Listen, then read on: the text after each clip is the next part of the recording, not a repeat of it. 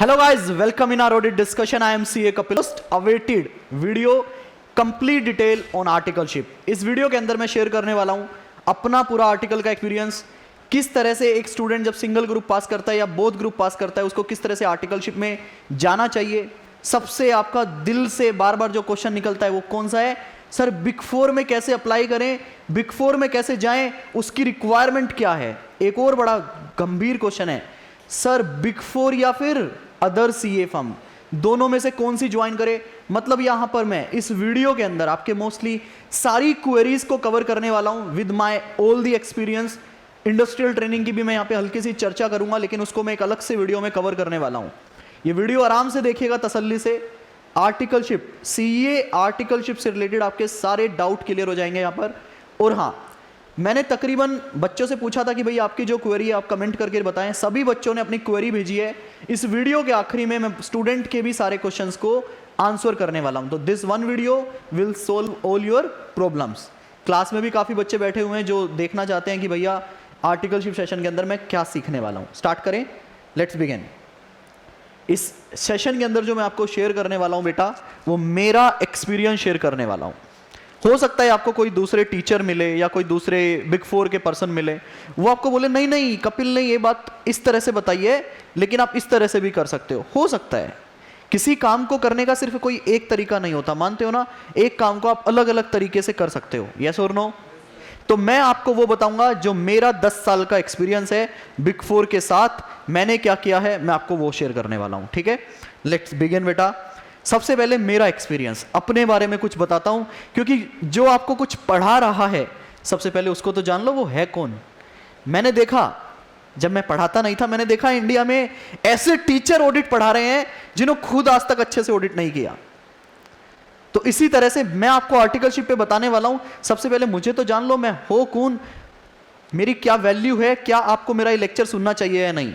बेटा मैंने अपनी आर्टिकलशिप स्टार्ट की थी SS Kothari Mehta and company से, जो कि all over India top 10 CA firm के अंदर आती है। अगर आप चेक करेंगे तो 6th या 7th नंबर पे एसएस कोठारी की रैंकिंग आती है। अभी मैंने जहां तक मेरे को पता चला है एसएस कोठारी का हल्का सा क्लाइंटेल थोड़ा सा कम हो गया है, बट जिस टाइम पे मैंने आर्टिकलशिप की थी it's a very premium firm और आज भी बहुत प्रीमियम फर्म है। मेरा जो एक्सपीरियंस है मैं आपके साथ शेयर करना चाहूंगा। मैंने आर्टिकलशिप ज्वाइन की थी ईयर 2010 में बिगिनिंग में, और 2013 तक मैंने एसएस कोठारी में काम किया था। आर्टिकलशिप के नाम पे बात करूं तो स्टाइफंड एसएस कोठारी बहुत कम देती है, अभी बढ़ा दिया हो थोड़ा सा तो पता नहीं। अदरवाइज हमें जो स्टाइफंड मिलता था वो आईसीआई के नॉर्म्स के हिसाब से मिलता था। मतलब आईसीआई बोलता है 1000 रुपये, तो एसएस कोठारी कहती थी लीजिए कपिल बाबू आपका 1 महीना पूरा हो गया, हम आपको 1000 का चेक देते हैं। दूसरे साल में वो 1250 हुआ और तीसरे साल में वो स्टाइफंड बढ़कर हो गया कितना, 1500। मानो वो एक इतना बड़ा इंक्रीमेंट था कि मैंने 50% की ग्रोथ हासिल कर ली तीसरे साल में। बड़ी खुशी होती थी कि यार मेरा महीना पूरा होएगा और मुझे 1500 रुपए का एक चेक मिलने वाला है। सर उसके साथ साथ एसएस कोठारी ने बहुत कुछ दिया है। एसएस कोठारी ने वो दिया है जिसकी वजह से आज मैं यहां पर खड़ा होकर आपको पढ़ा पा रहा हूं। एसएस कोठारी ने मुझे इंडिया के टॉप मोस्ट क्लाइंट पे काम करने का मौका दिया है। मैं यहाँ पे क्लाइंट के नाम नहीं ले रहा हूँ इस सेशन के अंदर, बहुत सारी लिस्टेड कंपनीज पे मैंने काम किया है। मल्टीनेशनल इंडस्ट्री मैन्युफैक्चरिंग सेक्टर के अंदर मैंने बहुत काम किया है, और मैं अपने कोठारी को अपना घर मानता हूँ आज भी। चाहे हमारी बात नहीं हो पाती है मेरी पार्टनर से, नीरज बंसल सर से, लेकिन मैं आज भी उनको अपना सबसे बड़ा गुरु मानता हूँ, सबसे बड़ा भगवान मानता हूँ, जिन्होंने मुझे मौका दिया। मेरे को ऐसा फील होता है कि आज भी मेरा वो घर है। एक होता है ना घर में एक बच्चा जन्म लेता है, जैसे मैंने अपने माँ बाप के परिवार में जन्म लिया और अब मैं बाहर आ गया हूँ पढ़ने के लिए, तो घर ही रहेगा ना। ऐसे ही एक सीए स्टूडेंट की लाइफ में जहाँ पर वो आर्टिकलशिप करता है ना, वो उसका एक परिवार बन जाता है। हाँ हो सकता है वो आर्टिकलशिप पूरी करने के बाद अपने करियर में कहीं आगे चले जाए, लेकिन मैं गारंटी देता हूँ आप उस जगह को कभी भी नहीं भूलोगे। सर क्या आर्टिकलशिप में मज़े से आपने इंजॉय किया क्या? बेटा आर्टिकलशिप में मैं अपना एक्सपीरियंस शेयर कर रहा हूँ। बहुत मेहनत की हमने। स्टार्टिंग के 1.25 साल तक सीए फाइनल के बारे में, कोचिंग्स के बारे में तो हमने सोचा भी नहीं था। मैंने कैसे पढ़ाई की वो आगे क्वेश्चन आएगा, उसमें मैं कवर करूंगा। रोज सुबह जाते थे, शाम तक काम करते थे, क्लाइंट पे रहते थे, मस्ती करते थे, पूरा वर्क को होलिक मैं बोल सकता हूँ। यहाँ पे सिर्फ हमने काम किया और लर्निंग की। ठीक है, बहुत अच्छे से बहुत सारे क्लाइंट किए, ये मेरा एक्सपीरियंस है। मेरे को कैसे आर्टिकलशिप मिली बेटा, मैं ये भी आपको बताना चाहूँगा। मेरा सिर्फ एक ही ग्रुप पास था। मैंने 2009 में आईपीसीसी का सिंगल ग्रुप पास किया था, ग्रुप नंबर 1 एक ही ग्रुप दिया था और फर्स्ट अटेम्प्ट में पास हो गया था। हमारे टाइम पे जो रिजल्ट आया था वो 8% आया था। मतलब अभी तो रिजल्ट आप देख रहे हो 20-20% आ रहा है, मेरे टाइम पे रिजल्ट आया था 8%। और उस टाइम पे आईपीसीसी के अंदर बच्चे भी बहुत कम थे, तो फॉर्म्स के अंदर रिक्वायरमेंट ज़्यादा थी। सर मैंने कैसे अप्रोच किया? बेटा मेरे साथ मेरे कुछ दोस्तों का भी क्लियर हुआ था, एग्जाम्पल लेके समझाऊंगा, अच्छे से समझ आएगी। मैं उनके नाम भी लेना चाहता हूँ यहाँ पे, आई होप उनको बुरा ना लगे अगर वो ये वीडियो देखे तो। एक फ्रेंड थे मेरे निपुण सीकरी, एक फ्रेंड थे मेरे, आज भी फ्रेंड है मेरे, रविंद्र गोयल, और भी बहुत सारे लोग थे लेकिन मैं उनका नाम नहीं लेना चाहूँगा, हो सकता है वो इस चीज़ से ऑफेंड हो जाएं। हम सब लोग साथ मिलकर हमने पढ़ाई की थी, सभी भगवान की दया से पास हो गए थे। सबने विदिन 15 डेज दिल्ली की किसी ना किसी सीए फर्म में ज्वाइन कर लिया, क्योंकि उनको ये था भैया अब सेकंड ग्रुप निकालना है, उसके बाद फाइनल निकालना है। दे आर वेरी क्लियर भैया, चार्टर्ड अकाउंटेंट बनना है। लेकिन मुझे सीए कपिल गोयल को एक बात बड़ी ही क्लियर थी, वो क्या कि मुझे अपनी आर्टिकलशिप करनी है कहां पर? इंडिया की टॉप सीए फर्म में। ये मैं बिल्कुल क्लियर था इस थॉट के साथ। मैंने क्या किया, गूगल से सारी लिस्ट निकाली कि दिल्ली में टॉप सीए फर्म कौन कौन सी है। पता चल गया कि बिग 4 की जो रिक्वायरमेंट है मैं उनको फुलफिल नहीं करता हूं, तो मैंने अपना टाइम बिग 4 या टॉप 7 जो भी मल्टीनेशनल फर्म्स हैं उन पे अपना टाइम खराब नहीं किया। मैंने बाकी फर्म्स को रीच आउट करना स्टार्ट किया। मैंने ढूंढा कि जिस शहर से, जिस गांव से मैं रहने वाला हूं, उस गांव से कौन मेरे सीनियर्स हैं जो ऑलरेडी चार्टर्ड अकाउंटेंट है, किसी फर्म में काम कर रहे हैं। उनके घर गया मैं, मदद लेना कोई बुरी बात नहीं है। मैं उनके घर गया, मैंने कहा भैया आप ऑलरेडी चार्टर्ड अकाउंटेंट हो, आप एसएस कोठारी में काम करते हो, प्लीज़ मेरा रिज्यूम वहाँ तक पहुँचा दो। किसी ने कहा नहीं नहीं तुम डिजर्विंग नहीं हो, नहीं हो पाएगा तुम्हारी इंग्लिश अच्छी नहीं है। उस टाइम हमारी इंग्लिश इतनी अच्छी नहीं हुआ करती थी, हम हिंदी मीडियम से बिलोंग करते थे 10वीं क्लास तक। उसने कहा नहीं हो पाएगा। मैंने कहा ठीक है, हो सकता है भैया, आप इतने सीनियर हो, आप रैंक होल्डर हो, आपने जो बोला वो सही हो। मैं अपनी रियल लाइफ स्टोरी शेयर कर रहा हूँ आपके साथ। एक ने मना कर दिया। वो कहते हैं ना कुदरत का करिश्मा और आप जो चाहो ऐसा हो सकता है कभी ना मिले। मैंने, मेरे बड़े भाई हैं जो कि उस टाइम तक बिजनेस में थे, मैंने अपने भाई को कहा, मैंने कहा यार भाई आर्टिकलशिप नहीं मिल रही। तो उसने कहा देख तू अब ज़्यादा है ना दिमाग मत लगा, तू एक, मेरे को 1.5 महीना हो चुका था मतलब एफर्ट्स करते हुए, 1.5 से 2 महीने मन में। और सीए फाइनल आपका 2.5 साल बाद होता है, जिस दिन आपका रजिस्ट्रेशन होता है। सब लोग फोर्स करने लगे, क्या आर्टिकलशिप ज्वाइन कर, सीए डिले हो जाएगा, ज्वाइन कर, सीए डिले हो जाएगा। प्रेशर आ गया, समझ रहे हो, प्रेशर आ गया कि बेटा ज्वाइन कर ले, फाइनल डिले हो जाएगा। मैंने कहा ठीक है, एक काम करता हूं, जहां बाकी दोस्त गए हैं वहीं पर जाता हूं मैं भी। मैं वहां उस फर्म में गया, उन्होंने कहा ठीक है कल से आ जाना। हजम नहीं हुई, इतनी आसानी से कोई चीज कैसे मिल सकती है, समझ आया? मैं गया, उन्होंने कहा ठीक है कल से आ जाना। मैंने कहा ये क्या, कोई इंटरव्यू नहीं, कुछ पूछा नहीं, कल से आ जाना। मैंने कहा नहीं, मैं नहीं ज्वाइन करूंगा, मैं थोड़ा सा और ट्राई करूंगा। मैंने अपने भाई को कहा तुम देखो तुम्हारी नॉलेज में कौन सी ये है। And touch wood, salute to my Ghanshyam Goyal भैया, आज मैं उनको जरूर एडमायर करना चाहूँगा। He is currently director in KPMG. उस टाइम पे वो मैनेजर थे पीडब्ल्यूसी में, मर्जर एंड एक्विजिशन में। मैं उनसे मिला घनश्याम भैया से, मैंने कहा घनश्याम भैया आर्टिकलशिप करनी है मुझे, and I am very clear कि मुझे टॉप 20 में करनी है, अदरवाइज मैं नहीं करूँगा। उन्होंने कहा देख सबसे पहले तो मुझे अच्छी लगी तेरी बात, मैं यहाँ पे बहुत सारे क्वेश्चंस लूँगा, तो इस सेशन को वही बच्चा देखे जो मूड बनाकर देख रहा है इसे। बोला देख इंटरव्यू तुझे ही क्रैक करना पड़ेगा। मैंने कहा मैं कर दूंगा, मैं रेडी हूँ, आप जो बोलोगे मैं, आप बोलो उल्टा लटक जा, मैं उल्टा लटक जाऊँगा, बस मुझे आर्टिकलशिप में इंटरव्यू करवा दो मेरा कंडक्ट। उन्होंने कहा ठीक है, कोई फर्म है जहाँ तू जाना चाहता है? मैंने कहा हाँ एक फर्म है। उसने कहा कौन सी? मैंने कहा एसएस कोठारी। बोला यही फर्म क्यों है? मैंने कहा इसमें से मेरे को बोल दिया तेरा नहीं हो सकता। मैंने कहा किसी ने बोल दिया इस फर्म में तेरा नहीं हो सकता और मुझे वहीं जाने का मन है। बोले ठीक है, एसएस कोठारी में मेरा दोस्त है, मैं उसको बोलता हूँ, वो तेरा रिज्यूम एचआर में फॉरवर्ड करेगा, रिक्वायरमेंट हुई तो तुझे बुला लेंगे, इससे ज़्यादा मैं कुछ नहीं कर। मैंने कहा बस आप इतना कर दो, मैंने कहा इतना कर दो, मेरे लिए आप श्री कृष्ण भगवान हो। उन्होंने मेरा रिज्यूम फॉरवर्ड किया, मुझे एचआर से कॉल आ गया, मुझे बुलाया गया। एक गांव का बच्चा पहली बार दिल्ली गया, टाई वाई लगा के, इसी तरह से, कपड़े शायद इतने महंगे नहीं होंगे, ब्रांडेड, पुराने कपड़े, नॉर्मल कपड़े, अच्छे कपड़े, मेरे हिसाब से मेरे बेस्ट कपड़े उस टाइम के पहनकर मैं गया एचआर डिपार्टमेंट में। प्रॉपर तरीके से इंटरव्यू हुआ मेरा, जिस तरीके से मैं सोचता था कि इस तरह से एक इंटरव्यू होना चाहिए। उन्होंने मुझसे काफ़ी क्वेश्चंस पूछे, मैं आगे लूँगा वो सारे क्वेश्चंस, और मैंने सबके बहुत तसल्ली से उनको आंसर दिया। और मैंने उनको एक बात बोल दी, मैंने कहा एक मौका दो, यहाँ का बेस्ट आर्टिकल बन के दिखाऊंगा। उन्होंने कहा दे दिया, उन्होंने कहा दे दिया। मेरा वहाँ पे सिलेक्शन हो गया प्रॉपर एक इंटरव्यू के बाद। और एक छोटी जगह से आया था मैं, मन में क्या था, काम करना है, काम करना है, काम करना है। इतना काम किया, इतना काम किया, इतना काम किया। एक राजीव अग्रवाल हमारे सर हुआ करते थे मैनेजर, जो कि नीरज बंसल सर के अंडर थे, उनका one of the favourite staff मैं था। उन्होंने मुझे इतना काम सिखाया, इतना काम सिखाया। मेरे डायरी बनवाते थे मुझसे, तू लिखिए, तू ये करके आ, वो करके आ, रिस्पॉन्सिबिलिटी समझते हो आप। मेरी 45 क्लास अगर आप देख रहे हो तो आपको उनके सारे एग्जांपल्स मिलेंगे वहां पे कि उन्होंने तुमको तो पता ही होंगे कि किस तरह से उन्होंने क्लाइंट को डांटा, मेरे को कैसे फ्रीडम दिया, वो सब उन्होंने मुझे सिखाया।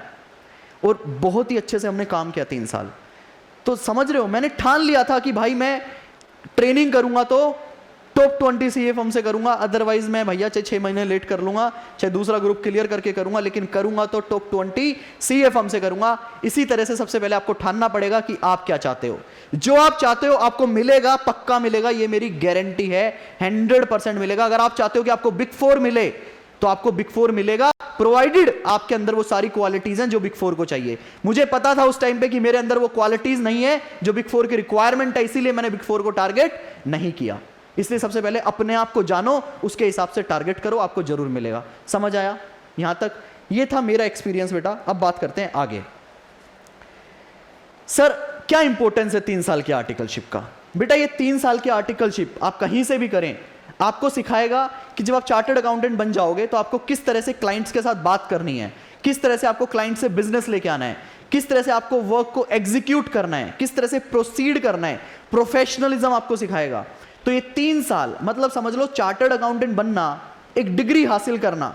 आप लोगों को लगता होगा वो 90% वर्क है, but as per my opinion, CA Kapil Goyal opinion, it's a 40%। मतलब मैं उसको एक डिग्री हासिल करने को क्या बोलता हूं, 40%। और 60-70% क्या है बेटा, जो आप 3 साल मेहनत करते हो ना, this is the real degree, this is the real work. मैं काफी ऐसे लोगों को जानता हूं जो चार्टर्ड अकाउंटेंट नहीं है बट अच्छी जगह से आर्टिकलशिप की थी and they are earning in lakhs, वो बहुत अच्छा काम कर रहे हैं। साइनिंग के लिए चार्टर्ड अकाउंटेंट उनका होता है, रिव्यू करने के बाद साइन करते हैं। तो बिना आर्टिकलशिप के बिना you will be a fish like without water. एक मछली को अगर मैं, एक फिश को पानी के बाहर निकाल के रख दूं तो उसकी क्या हालत होगी। You can see the past attempts rank holders and you can feel कि क्या हो रहा है। They even can not speak English properly, अगर मैं सही मायने में बोलूं तो। ठीक है, तो आपको भैया आर्टिकलशिप करनी है, बहुत अच्छे से करनी है, बहुत मेहनत करनी है। पहला साल तो सीए फाइनल के बारे में सोचना भी नहीं है, पूरा काम पे फोकस करना है और आपको सब कुछ लर्न करना है। This is the importance. आप जब सीए बन जाओगे आपकी जो वैल्यू है वो डिसाइड की जाएगी आपके आर्टिकलशिप के ऊपर। एक ऐसा भी चार्टर्ड अकाउंटेंट है जो सीए बनने के बाद 20,000 रुपए में काम कर रहा है, और एक ऐसा चार्टर्ड अकाउंटेंट भी है जो सीए बनने के बाद 25 लाख पे काम कर रहा है, या ऑन एन एवरेज 8 से 9 लाख पे काम कर रहा है, बिकॉज ऑफ दिस ट्रेनिंग। तो ये ट्रेनिंग ही सब कुछ है चार्टर्ड अकाउंटेंसी कोर्स का। 3 साल के अंदर जो काम हम सीखते हैं, यही काम डिसाइड करेगा कि आपको सीए बनने के बाद क्या मिलने वाला है, कैसे मिलने वाला है और कितना मिलने वाला है। इंपॉर्टेंस फील कर पा रहे हो चार्टर्ड अकाउंट अपनी आर्टिकलशिप का? देन सर, अगर मैं ट्रेनिंग करने वाला हूं तो मुझे किस किस एरिया में ट्रेनिंग करनी है? सर मुझे बिल्कुल एक्सपीरियंस नहीं है, मेरा रैंक 1 आ गया है, बट मुझे नहीं पता सर, सबसे सुना है, सिर्फ सुना है भाई, तुम्हें पता कुछ नहीं है कि सर स्टैट ऑडिट अच्छा होता है, फाइनेंशियल स्टेटमेंट का ऑडिट अच्छा होता है, जो आपने हमें पढ़ाया है इंटर के अंदर। सर एक इंटरनल ऑडिट भी होता है बट पता नहीं क्या होता है, लोगों ने कहा है कि बहुत बेकार प्रोफाइल है, छोटा काम होता है, इज्जत नहीं होती है। सर एक फोरेंसिक ऑडिट भी सुना है। सर मेरा इंटरेस्ट है सर डायरेक्ट टैक्सेशन के अंदर, मेरा इंटरेस्ट है जीएसटी के अंदर, सर मेरा इंटरेस्ट है मर्जर एंड एक्विजिशन के अंदर, सर मेरा इंटरेस्ट है मैनेजमेंट कंसल्टेंसी के अंदर। बहुत सारी प्रोफाइल है बेटा। एक अच्छा स्टूडेंट सबसे पहले इन सभी प्रोफाइल को इवैल्यूएट करता है। स्टैट ऑडिट का मतलब है बेटा, you are doing a financial statement audit, जिसमें मैं अब आपको थोड़ा सा विजुलाइज करवा देता हूं, ठीक है। जिसमें आप मान लीजिए क्लाइंट प्लेस पे जाते हो, जनरली ये ऑफिस के केबिन में बैठकर काम करने वाला प्रोफाइल है। आप अपने लैपटॉप पे काम करते रहते हो, एक्सेल ही हमारा सब कुछ होता है और हमें एट द एंड सारा काम करने के बाद हमारी एक ऑडिट रिपोर्ट बना के देनी होती है। प्रेशर की बात करूं तो बहुत ज़्यादा प्रेशर होता है इस प्रोफाइल के अंदर। सुबह से लेके लेट नाइट तक हम लोग काम करते हैं। हमें ऐसा फील होता है कि लैपटॉप मेरी सेकंड वाइफ है। मतलब अगर आई एम मैरिड तो मेरे लिए क्या है, बल्कि कई बार तो ऐसा फील होता है this is my first wife. मतलब आप यकीन करोगे, मैं आपको सब कुछ रियल बता रहा हूं। मैं एक शादी में जा रहा हूं रात को and I am carrying my laptop. क्यों? कुछ कॉल आ गया तो पार्टनर का, मैनेजर को कोई वर्क पेपर मांगना है तो, क्लाइंट का कुछ एकदम से देना पड़ गया तो, मेरा लैपटॉप हमेशा मेरे साथ होता है। 2 दिन के लिए बीवी के साथ घूमने जा रहा हूं, लैपटॉप पैक करो। क्यों? वहां से कुछ काम करना पड़ गया तो। फील कर पा रहे हो कितना रिस्पॉन्सिबिलिटी वाला काम है? आपको कभी भी कितना भी काम करना पड़ सकता है। Saturday Sunday you will be very busy. आप कभी भी ये नहीं बोल सकते सर मैं सैटरडे छुट्टी ले लूं क्या, या सैटरडे तो छुट्टी होती है। You can't assume that. Saturday Sunday are holidays in the paper, but you have to work if it is required. Otherwise आप छुट्टी ले सकते हो, अदरवाइज तो छुट्टी ही है।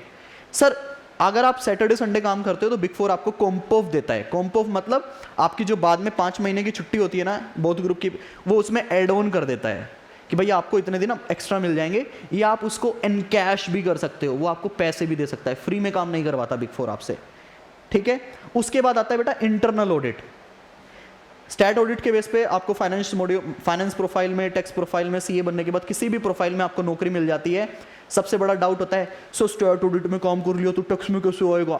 भाई स्टैट में काम कर लिया ना, सारी प्रोफाइल में काम आ जाएगा। This is a financial statement audit, it's covers everything, ठीक है। अगर आपने इस प्रोफाइल में काम कर लिया, आप सीए बनने के बाद किसी भी प्रोफाइल में मूव कर सकते हो। ये बात आप किसी भी बिग फोर के बंदे से पूछ लेना, वो आपको बता देगा। उसके बाद बात करते हैं इंटरनल ऑडिट की। मैंने अपनी लाइफ में 4 साल इंटरनल ऑडिट किया है। इंटरनल ऑडिट क्या होता है? पहले रुक कर मैं कुछ बोलना चाहूँगा, मैंने को जो स्टार्टिंग में बताना था। कल रिजल्ट आया था and I really want to congratulate to all of my students, ठीक है। और काफ़ी बच्चों की रैंक आई है। अभी मैं रिवील नहीं कर रहा हूँ पूरा नाम और वो सब, क्योंकि I want to present in better manner. Rank 3, rank 23 और 1-2 रैंक और है। और I think India highest marks भी हमारे ही स्टूडेंट के हैं, ठीक है, शिवम अग्रवाल के। तो ये सब चीज़ें मैं पहले पूरा अच्छे से होता है ना चेक करने के बाद सब कुछ, फिर मैं प्रॉपर इसका यूट्यूब पे वीडियो डालूंगा। और तकरीबन मोर देन 50% पासिंग रिजल्ट है मेरे स्टूडेंट का, मोर देन 50-60%। मतलब अगर मेरे से 400 बच्चों ने क्लासेस लिए है तो इंडिया के टॉप 3 टॉप 4 तो हमने निकाले ही निकाले हैं। और उन 400 में से समझ लो 200-250 से ज़्यादा बच्चे पास है। I will share the complete details, but definitely उसके लिए मुझे कम से कम 1 हफ्ते का टाइम चाहिए। अगर आप में से भी कोई बच्चा आईपीसीसी इंटर की क्लासेस लेना चाहे vsmartacademy.com से ले सकता है, और डेफिनेटली आप बहुत इंजॉय करोगे। और बिग फोर वगैरह के इंटरव्यू आपके मेरी क्लासेस देखने के बाद वैसे ही क्लियर हो जाएगा, ये मैं भी इस चीज़ की भी गारंटी लेता हूँ। अब बात करते हैं इंटरनल ऑडिट की। इंटरनल ऑडिट के अंदर क्या होता है? इंटरनल ऑडिट देखो फर्म टू फर्म वेरी करती है। इंटरनल ऑडिट का जो काम है वो डिपेंड करता है आपके स्कोप ऑफ वर्क पे। स्कोप कैसे डिसाइड होता है? सर जो स्कोप है वो फर्म प्लस कंपनी मिलकर डिसाइड करती है। अगर आपको अच्छी अपॉर्चुनिटीज मिलती है तो आप रिस्क एनालिसिस करते हो, कंपनी में कितने रिस्क हैं, सिर्फ प्रोसीजर देखने के अलावा। तो ये बहुत ही डिटेल एनालिसिस वाला प्रोफाइल हो जाएगा। कंपनी का मैन्युफैक्चरिंग का, जैसे मैंने मैन्युफैक्चरिंग के ऑडिट किए थे, मैन्युफैक्चरिंग का पूरा प्रोसेस आप समझते हो, किस तरह से सामान बन रहा है, रॉ मटेरियल क्या है, कंपनी के रिस्क क्या है, कंपनी की डिसीजन मेकिंग क्या है, कंपनी की हायर मैनेजमेंट किस तरह से काम कर रही है। मतलब एक नेक्स्ट लेवल पे ही काम चलता है यार। इट्स अ कंप्लीटली डिफरेंट और अमेजिंग प्रोफाइल। वहां मैं क्या देख रहा था? Financial statement. यहां मैं देख रहा हूं बिजनेस। मतलब मेरे को तो अगर पर्सनली पूछो तो आई लव इंटरनल ऑडिट। तो एक जमीन है तो एक आसमान है, दोनों को कंपेयर ही नहीं कर सकते। दोनों प्रोफाइल ऑल टुगेदर डिफरेंट है। इंटरनल ऑडिट में फुल ग्रोथ है, सेम पैकेज है दोनों का, बिगिनिंग पैकेज दोनों का सेम है। उसमें आप फाइनेंशियल मॉड्यूल के अंदर काम करते हो, इसमें आप जैसे ही सीए बन जाते हो आपको रिस्क, इन्वेस्टिगेशन, फोरेंसिक में भी जा सकते हो, क्योंकि बिजनेस की नॉलेज होनी चाहिए उसके लिए भी। मेरे को भी सबसे पहली नौकरी फोरेंसिक में ही मिली थी, ठीक है, max Bupa health life insurance के अंदर। तो इंटरनल ऑडिट बहुत अच्छा प्रोफाइल है, प्रोवाइडेड आप एक अच्छी सीए फर्म से काम कर रहे हो और आपके पास अच्छा क्लाइंट बेस है, तभी आपको अच्छा काम मिलेगा। अदरवाइज आप प्रोसेस और जनरल एरियाज को रिव्यू करके उसमें अपनी सजेशंस और ऑडिट रिपोर्ट बना के देते हो क्या क्या स्कोप ऑफ इंप्रूवमेंट है, ठीक है बेटा। Forensic audit is like a fraud investigation. Company के अंदर अगर कुछ दिक्कतें चल रही हैं तो आप उसको इन्वेस्टिगेट करते हो एक तरह से। और इसके फोरेंसिक ऑडिट में वैकेंसीज बहुत कम होती है, प्रोफाइल ये भी बहुत चैलेंजिंग है आजकल, तो इसमें बहुत स्कोप बढ़ गया है क्योंकि हमारे फाइनेंशियल के अंदर बहुत सारे फ्रॉड होते हैं डायरेक्टर से रिलेटेड, तो इसमें बहुत ही हाई लेवल पे काम जा चुका है और इसके अंदर वैकेंसीज बहुत कम होती है। फोरेंसिक ऑडिट के अंदर आपको एंट्री के लिए बेसिकली आपका एनालिटिकल स्किल बहुत अच्छा होना चाहिए, तभी आपको इस प्रोफाइल में जॉब मिलती है। बहुत हेक्टिक होता है ये भी। फाइनेंशियल इसमें आपको इवैल्यूएट करने पड़ते हैं, फ्यूचर फोरकास्टिंग भी आपको इसमें करनी पड़ती है, पास्ट में कोई चीज़ें क्यों हुई, उसका क्या रीज़न था, वो सारा आपको आइडेंटिफाई करना पड़ता है। अमेजिंग प्रोफाइल, बट आपके इंटरेस्ट पे डिपेंड करता है कि आपको ये करना चाहिए या नहीं। इन दो प्रोफाइल के बारे में तो आई थिंक मुझे कुछ बताने की जरूरत ही नहीं है। नंबर 1 डायरेक्ट टैक्सेशन, जिसमें आप पूरा डायरेक्ट टैक्स देखते हो, डीटी देखते हो कंपनी का, एंड सेकंड वन में आप जीएसटी देखते हो। इन दोनों प्रोफाइल में आप तभी जाइएगा जब आपका इंटरेस्ट है कोर डीटी आईडीटी के अंदर, क्योंकि अगर आप डीटी में 3 साल की ट्रेनिंग कर रहे हो तो सही बताऊं सीए बनने के बाद किसी दूसरी प्रोफाइल में मूव करना स्टैच्यूटरी ऑडिट में आपके लिए बहुत टफ हो जाएगा, क्योंकि आपको एक तरह से नई स्टार्ट करनी पड़ेगी। स्टैच्यूटरी ऑडिट के बाद डीटी में जाना इज वेरी आसान, क्योंकि डीटी से आप बिल्कुल फेमिलियर रहोगे, आप 1800-2000 पेज पढ़कर आओगे, तो आप इसमें 3 महीने में कोप अप कर लोगे, 3 महीने में आप कंफर्टेबल चले जाओगे काम करने में। बट डीटी से स्टैट ऑडिट पे अगर आप आओगे तो आपको बहुत टाइम लग जाएगा, टफ रहेगा आपके लिए। इंटरनेशनल टैक्सेशन आज के दिन मार्केट की प्राइम की क्रीम है, ये जीएसटी नया है, सबसे ज्यादा रिक्वायरमेंट है, सबसे ज्यादा पैसा भी आपको दे देगा। अगर हम फाइनेंशियल टर्म्स में बात करूं तो एक तरह से इक्वल ही है, पैकेज सबका इक्वल है। मर्जर एंड एक्विजिशन दोबारा कम वैकेंसीज होती है, फ्यूचर फोरकास्टिंग कंपनी मर्ज करती है तब उसका क्या इंपैक्ट आता है वो सब आप देखते हो। एनालिटिकल जॉब है, इवैल्यूएशन, फाइनेंशियल फोरकास्टिंग इसके अंदर इंक्लूड होती है, वैकेंसीज थोड़ी सी कम होती है, रेफरेंस बेस पे आपको ज़्यादा इसमें ट्रेनिंग मिलती है। प्रोफाइल समझ आई सब बच्चों को कि कौन कौन सी प्रोफाइल, बाकी बहुत सारी प्रोफाइल होती है लेकिन जनरल प्रोफाइल यही है जिनके अंदर हम लोग काम करते हैं। कोई डाउट प्रोफाइल को लेकर आप लोगों का क्लियर है? तो इनके अंदर आप जा सकते हो, ठीक है। उसके बाद सर मेरे को आर्टिकलशिप के लिए जाना है, क्या क्या मेरे को आना चाहिए? काफ़ी बच्चों का क्वेश्चन होता है, सर मैंने बोथ ग्रुप के पेपर दे दिए, 1.5 महीना मेरा खाली है, मैं क्या करूं? बेटा क्या कर सकते हो आप, माइक्रोसॉफ्ट सीख सकते हो। माइक्रोसॉफ्ट में एक्सेल पे आप बेसिक काम सीख सकते हो, वर्ड पे आप थोड़ा सा बेसिक काम सीख सकते हो। पीपीटी की बहुत कम रिक्वायरमेंट होती है, बेसिकली हम लोग ज़्यादा काम एक्सेल पे करते हैं, तो एक्सेल पे आप ज़्यादा फोकस करो। कुछ बच्चे बोलते हैं सर टैली सीख लूँ क्या? ऑडिट में मैंने आपको क्या पढ़ाया है, हम फाइनेंशियल स्टेटमेंट का ऑडिट करते हैं, प्रीपेड बाय दी मैनेजमेंट, तो टैली अपने को आना चाहिए, मैनेजमेंट को आना चाहिए? भाई ये सारी चीजें आप आर्टिकलशिप में सीख जाओगे। एसएपी, टैली पहले सीख के जाने की कोई भी जरूरत नहीं है। हाँ, जीएसटी का बेसिक आपको आना चाहिए, आईटीटी ओरिएंटेशन आपकी कवर होनी चाहिए, general knowledge and current market news आपको पता होनी चाहिए। क्यों? ये पीपीटी आपको उतारने की जरूरत नहीं है, I will share complete PPT on my Telegram channel. कौन सा? Audit with Kapil. Telegram channel का क्या नाम है? Audit with Kapil. टेलीग्राम पे सर्च करोगे ऑडिट विद कपिल आ जाएगा, वहां पे आपको ये पूरी पीपीटी मिल जाएगी। जनरल नॉलेज और करंट मार्केट की न्यूज आपको पता होनी चाहिए, क्योंकि आपके जीडी राउंड में ये हेल्प कर सकता है। उसके अलावा क्या पता होना चाहिए आपको? सर ये कुछ बेसिक क्वेश्चन है जो आप इंटरव्यू में जाएं तो आपको पता होने चाहिए। नंबर 1, सर ऑडिट प्रोसीजर मुझे पता होना चाहिए। अगर आप ऑडिट प्रोफाइल में इंटरव्यू के लिए जा रहे हो तो आपको ऑडिट प्रोसीजर के बारे में पता होना चाहिए कि फाइनेंशियल स्टेटमेंट का ऑडिट करने के लिए मुझे कौन कौन से प्रोसीजर लगाने, कौन कौन से लगाने होते हैं? Walk through, TOC, substantive. Substantive के अंदर 2, एनालिटिकल और टीओडी। क्यों लगाते हैं? अजर्शंस की टेस्टिंग करने के लिए। अजर्शंस क्या क्या है? केपीएमजी के अंदर जा रहे हो तो सीवोप बोल देना, आधा इंटरव्यू वैसे ही क्लियर, सीवोप, ठीक है। पी एंडल पे कौन सी अजर्शन लगती है, बैलेंस शीट पे कौन सी लगती है, ये कुछ बातें।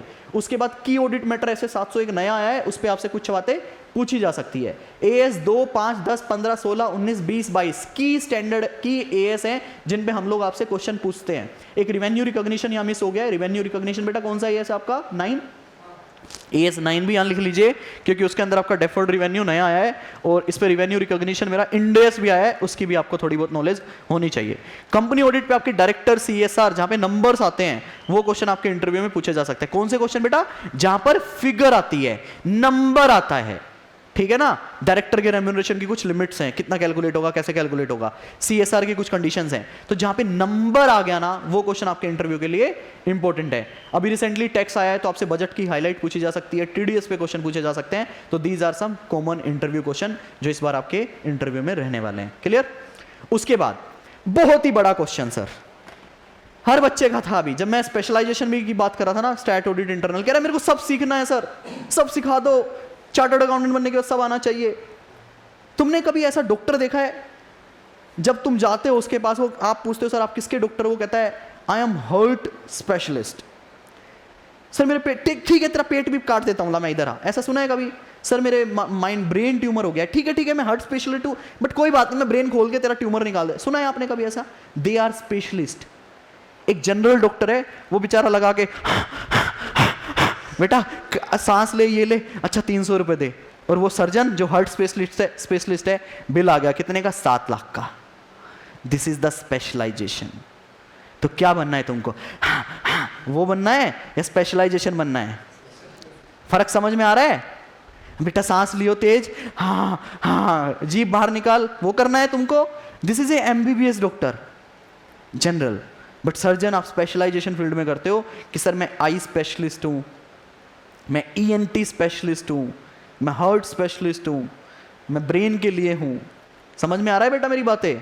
तो आपको स्पेशलाइजेशन क्यों करना चाहिए, मैं आपको इसका आंसर देने वाला हूं। बहुत ही की क्वेश्चन है ये कि बिग फोर, या बिग फोर के साथ मैं ऐड कर रहा हूं कौन सी?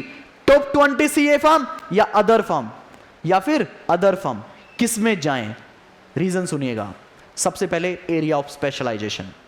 अगर आप बिग फोर या टॉप 20 सीए फर्म में काम करते हैं, आपको वो एक प्रोफाइल का किंग बना देंगे। अगर आप स्टैट ऑडिट कर रहे हो तो आपको फाइनेंशियल का एक्सपर्ट बना देंगे। आपको उसके अंदर टैक्स की भी नॉलेज हो जाएगी, बाकी सारी नॉलेज हो जाएगी। आप सीए बनोगे, आपको फटाफट से एक बढ़िया जॉब मिलेगी जिसमें आप ऐसे सीना तान के खड़े हो सकते हो। समझ में आ रही है मेरी बातें? आप स्मॉल फर्म से काम करते हो, अदर फर्म में जाते हो, वो आपको बेटा कभी तो कहेंगे चल बेटा डीटी की रिटर्न भर।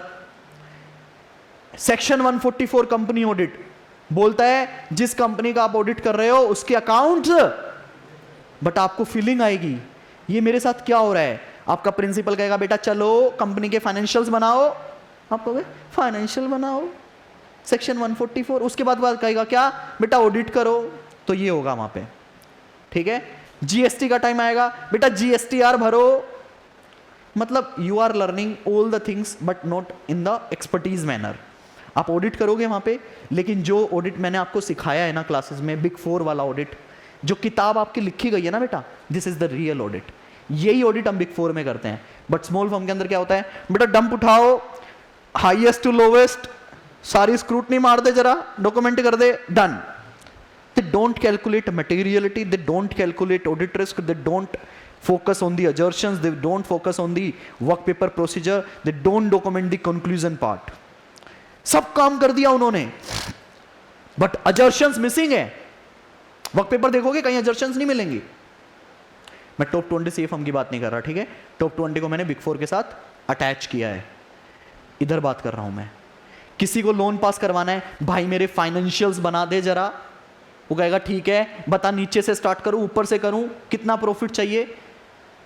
सर मेरे को अपनी प्रैक्टिस करनी है, फिर तो ये सही है ना? नहीं बेटा, अपनी प्रैक्टिस पे भी मैं आऊंगा कि यही बेटर है, यही बेटर है अपनी प्रैक्टिस के लिए भी, वो भी बताऊंगा कैसे। तो एरिया ऑफ स्पेशलाइजेशन का फील ले पाए कितना इंपॉर्टेंस है अगर आप करते हो तो।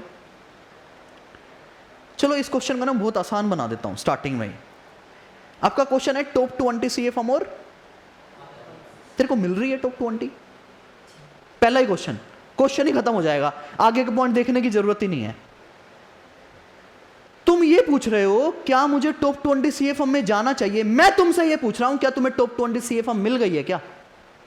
Do you have an option कि आइदर टॉप 20 सीए फर्म और other firm? Do you have an option? मिल गई है क्या? अगर मिल गई है तो डेफिनेटली फिर ये सारे पॉइंट हमें देखने चाहिए।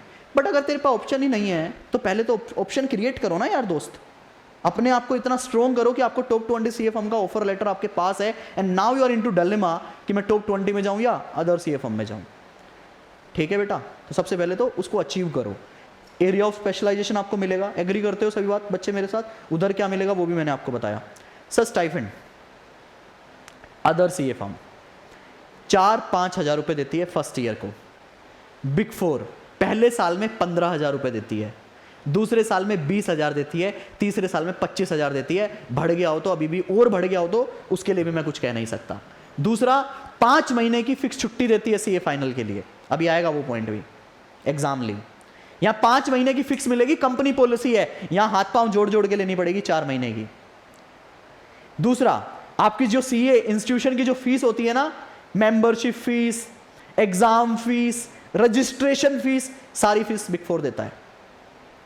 यहाँ आपको सारी अपनी पॉकेट से देनी पड़ेगी। आप जब क्लाइंट प्लेस पे जाओगे ना, गाड़ी से जाओगे तो 10 रुपये पर किलोमीटर मिलता है, यहाँ ऑटो का किराया मिलेगा। यहाँ कहेंगे बस से चले जाओ, मेट्रो से चले जाओ। यहाँ पे अभी आएगा, समझ आया? स्टाइफंड फील कर पाए कि क्या लाइफ चेंज हो जाएगी? समझ आ रहे हो? सीधा वैन हुसैन पहनना स्टार्ट कर दोगे। एग्जाम लीव 5 महीने बिना किसी रिस्ट्रिक्शन के, 4 महीने हाथ जोड़ जोड़ के। क्लियर? वर्क कल्चर सर, यहां पे मैं ये नहीं यार, बुरा मान रहे हो मेरी वीडियो से, मान लो, मुझे कोई फर्क तो पड़ता नहीं है, जो सच्चाई है मैं तो वो बता रहा हूं यहां खड़ा होके। वर्क कल्चर, देसी वर्क कल्चर। आपके प्रिंसिपल भी जनरल तरीके से आएंगे ऑफिस, आप भी उसी तरीके से आओगे। जिस माहौल में काम कर रहे हो आप भी वैसे ही बनोगे। यहां पे वर्क कल्चर, आपको मैंडेटरली टाई लगा के आनी है, लगा के आनी है तो आनी है। आपकी बियर्ड प्रॉपरली ट्रिम्ड होनी चाहिए। ये नहीं यहां भी बाल आ रहे हैं, यहां भी बाल आ रहे हैं, मैनेजर आपको डांट देगा। आपकी शर्ट, मतलब यू शुड लुक गुड यार। हम क्लाइंट फेसिंग मोड में हैं, हम क्लाइंट से मिलने वाले हैं, हम केपीएमजी को रिप्रेजेंट करने वाले हैं, तो at least we should look good. We should look good और नॉट? Yes, obviously. यहां पे जो वर्क कल्चर है वो क्या है बेटा? डिसिप्लिन्ड मैनर में है। यहां पे स्टैंडर्डाइजेशन है, काम का एक करने का तरीका है, आपको प्रॉपर ट्रेनिंग प्रोवाइड होती है। जब आप केपीएमजी में जाते हो या ईवाई में जाते हो तो आपको कैम गैम, सर ये कैम गैम क्या है बेटा? केपीएमजी में बोलते हैं KPMG audit methodologies, GAM EY में बोलते हैं ग्लोबल ऑडिट मेथोडोलॉजीज, जिसको वो फॉलो करते हैं ऑडिट करने के लिए। उन सब की प्रॉपर ट्रेनिंग दी जाती है, उसके बाद आप अपना काम स्टार्ट करते हो। तो फील कर पा रहे हो इन सब चीजों को कि हर तरह से ये फॉर्म्स बेटर हैं मेरी अदर फॉर्म्स के मुकाबले, प्रोवाइडेड आपको मिलनी चाहिए। उसके बाद सर वर्क मेथोडोलॉजी वहां पे पूरी स्टैंडर्डाइज रहेगी, ठीक है? यहां पे आप किसी क्लाइंट पे किस तरह से डॉक्यूमेंट कर रहे हो, किसी क्लाइंट पे किस तरह से। केपीएमजी में work paper times new Roman में बनेगा, मतलब टाइम्स न्यू रोमन में ही बनेगा। ऑब्जेक्टिव ऊपर लिखना है, क्लाइंट का नाम लिखना है, डेट लिखना है, नीचे कंक्लूजन लिखना है। लिखना है तो लिखना है। अगर मैं यूएस क्लाइंट की बात करूं, इंडिया में, मतलब इंडिया में भी डॉक्यूमेंटेशन उस लेवल की नहीं है to be very frank, but मैंने यूएस के क्लाइंट्स भी किए हैं तो मैं बता सकता हूं आपको, यूएस के क्लाइंट में लिंकिंग भी होती है। लेफ्ट एंड राइट का रूल लगता है कि जो फिगर मेरे वर्क पेपर में आ रही है वो कहां से आ रही है और कहां जा रही है। अगर कोई बिग फोर का बंदा सुन रहा होगा तो आपके लिए भी नहीं होगी ये बात। अगर आप कभी केपीएमजी यूएस जाओगे तो आपको ये पता चलेगी कि वर्क पेपर की डॉक्यूमेंटेशन के अंदर लिंकिंग भी होती है। राइट में लिखते हैं ये फिगर कहां जा रही है, लेफ्ट में लिखते हैं फिगर कहां से आ रही है, ताकि अगर कोई आपका वर्क पेपर रिव्यू कर रहा है तो अगर उसको देखना है ये फिगर कहां से आई है तो उसे आपको ना बुलाना पड़े, वो खुद ही दूसरा वर्क पेपर ओपन करके देख ले। तो वर्क मेथोडोलॉजी बहुत स्टैंडर्ड है। वहां पे आपको हेल्प के लिए दूसरी टीम्स अवेलेबल होती है, एक्सपर्ट्स अवेलेबल होते हैं, गाइडेंस अवेलेबल होती है, पर्सनल ग्रूमिंग होती है। सर आपकी back to back mandatory training होती है भाई। अगर आप वो ट्रेनिंग अटेंड नहीं करोगे ना, किसी बिग फोर वाले से पूछ के देख लेना भाई, जहां रेटिंग 3 मिलने वाली होगी ना, केपीएमजी की बात करूं तो वहां 1 बेटर है, वहां 4 हो जाएगी। और मेरे को 1 रेटिंग मिली थी भाई, केपीएमजी में 1 रेटिंग ली थी मैंने। जितने बिग फोर के बंदे उनको पता होगा 1 रेटिंग का मतलब क्या है। 1 रेटिंग मतलब पूरे दिन रात काम करना। बेंगलोर पूरे दिन रात काम किया था, 1 रेटिंग मिली थी मुझे, मतलब बेस्ट टू बेस्ट, उससे बेस्ट कुछ नहीं है। उसी के बेस पे मैं यूएस गया था, ठीक है? इंडियन क्लाइंट पे मेरे को मजा नहीं आता था, इसलिए मैं यूएस में शिफ्ट हो गया था, मतलब यूएस वर्क प्रोफाइल में ही शिफ्ट हो गया था। तो आपको वर्क मेथोडोलॉजी बहुत अच्छा होता है, आपकी पर्सनल ग्रूमिंग होती है, आपकी पर्सनैलिटी इंप्रूव होती है। मेरा इंग्लिश कम्युनिकेशन जब मैंने अपनी आर्टिकलशिप स्टार्ट की थी उतना अच्छा नहीं था, बट आज के दिन भगवान की दया से आप मेरे को कहीं भी भेजो, मैं किसी भी क्लाइंट के साथ बात कर सकता हूँ, किसी भी फॉरेन क्लाइंट को डील कर सकता हूँ, ठीक है? उसके बाद अगर आप ऑडिट में, डीटी में आप काम कर रहे हो, आपको लगता है आपको इंटरनेशनल अपॉर्चुनिटी मिलेगी? डीटी डायरेक्ट टैक्स, इंडिया का टैक्स कहां जाएगा भाई बाहर? तू जीएसटी, इंडिया का जीएसटी कहां भेजेंगे तुझे? Audit, it's a standard methodology. India में जिस तरह से काम कर रहे हैं यूएस में भी उसी तरह से करेंगे, दुबई में भी उसी तरह से करेंगे, ऑस्ट्रेलिया सिंगापुर में भी उसी तरह से करेंगे। इसका मतलब मार्च अप्रैल सितंबर के बाद मान लो अक्टूबर नवंबर दिसंबर कपिल गोयल फ्री है, काम नहीं है मान लो, बट यूएस में आपको पता है दिसंबर ईयर एंड होता है, पता है आपको ये बात? वहां पे दिसंबर एंड हो रहा है और उनको बंदे चाहिए दिसंबर से जनवरी तक, जबकि अपन क्या है खाली। वो कहते हैं कपिल एक काम कर, यूएस आ जा 4 महीने के लिए, इंडिया में काम नहीं है, तो आप क्या करोगे? फ्लाई करोगे। कहां पे? यूएस। आप फ्लाई करोगे कहां? दुबई। आप फ्लाई करोगे कहां? सिंगापुर। लाइफ चेंज हो जाएगी। ट्रैवल करोगे, वो भी फ्री में, कंपनी के पैसे पे, इंजॉय करोगे। मैं आपको यहाँ बताना चाहता हूँ, जहाँ मैं रहता था सैन फ्रांसिस्को में, मेरा जो पेंट हाउस था वो डाउनटाउन में था। मतलब कोई पर्सनल पैसे पे रहने की वहाँ पे एक पॉइंट ऑफ टाइम पे, इस पॉइंट पे मैं सोच भी नहीं सकता। वहाँ मैं 1 साल रह के आया हूँ, 22वें माले पे सामने बे ब्रिज, समझ रहे हो। तो इंटरनेशनल ट्रैवल की आपको अपॉर्चुनिटी मिलती है, इंटरनल ऑडिट में भी आपको इंटरनेशनल ट्रैवल की अपॉर्चुनिटी मिलती है, बट स्टैट ऑडिट में ज़्यादा मिलती है, ठीक है बेटा। उसके बाद रेगुलर ट्रेनिंग, मैंने आपको बता दिया, मैंडेटरी रेगुलर ट्रेनिंग है, आपको करनी ही करनी है। After CA job and package, यहाँ पे अगर आप काम कर रहे हो ना, पैकेज मिलेगा 3 लाख का, 4 लाख का एवरेज। हाँ, अगर आपके अच्छे कनेक्ट्स हैं, एग्जाम्पल मेरी वाइफ अग्रिमा, सिंस मैं इस प्रोफाइल में अच्छी फर्म्स के अंदर काम कर रहा था, मैंने काफ़ी अच्छे अच्छे क्लाइंट्स किए हुए थे, ठीक है। तो जैसे ही वो सीए बनी, वो इस कैटेगरी की फर्म से थी, लेकिन उसका पैकेज कितना लगा? 7 लाख। क्यों? रेफरेंस। समझ आ रहा है? समझ आ रहा है? अगर रेफरेंस नहीं होता अकेले लेवल पे, to be very frank, it will take time, it will take time. उनको नौकरी मिलती 4 लाख रुपए की, 5 लाख रुपए की। तो अगर आप इस कैटेगरी में हो तो आपके रेफरेंसेस अच्छे होने चाहिए। बिना रेफरेंस के सीधा बड़ी कंपनी में नौकरी मिलना इज वेरी चैलेंजिंग, क्योंकि इन हाउस आ जाते हैं यार। जी के अंदर मान लो 2 बंदों की कैंडिडेट की रिक्वायरमेंट है, वो आपस में बोलेंगे यार तुम्हारे कोई दोस्त वोस्त हो तो भेज देना। बाहर वालों को कैसे मौका मिलेगा? मिलेगा क्या? तो आजकल जो रिक्वायरमेंट होती है ना, वो इन हाउस ही फुलफिल हो जाती है, बाहर तक तो जाना ही नहीं पड़ता। समझ, फील कर पा रहे हो? तो इसमें वो कैटेगरी है। बिग 4 में आपकी नेटवर्क बिल्डिंग होती है। हाँ, एक सबसे main point, home grown benefit. Home grown benefit समझा? मैंने कहा ना, जहाँ से हम आर्टिकलशिप करते हैं वो हमारी क्या होती है? वो हमारा घर होता है। केपीएमजी से अगर आप आर्टिकलशिप कर रहे हो ना, जब सीए बन जाओगे तो आपको ट्रीट किया जाएगा एज ए सीनियर। क्या ट्रीट किया जाएगा? सीनियर। और आपको पैकेज दिया जाएगा 9 लाख रुपए का। और जो बाहर से सीए आया है बनकर, उसको बोला जाएगा एग्जेक। एग्जेक मतलब एग्जीक्यूटिव, कि भैया तुझे 1 साल लगेगा हमारे यहाँ का तौर तरीका सीखने के लिए, और फिर 1 साल के बाद तू क्या बनेगा? सीनियर। तो मतलब केपीएमजी से बेनिफिट क्या हुआ काम करने का? कि भैया बनते ही अपने को 1 साल आगे, पूरी दुनिया से 1 साल आगे। और बिग 4 के कैंडिडेट्स को सीए बनने के बाद आईटीसी या जितनी भी कंपनीज हैं, कैंपस प्लेसमेंट के अंदर सबसे पहले इंटरव्यू के लिए बुलाती है। इन बंदों को नहीं बुलाती है, ठीक है? समझ आ रहा है?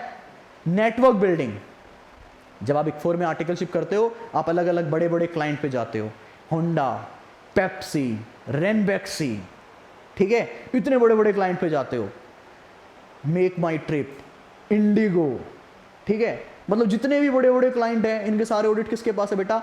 इन फर्म के पास है, बिग 4 के पास और टॉप 20 फर्म के पास।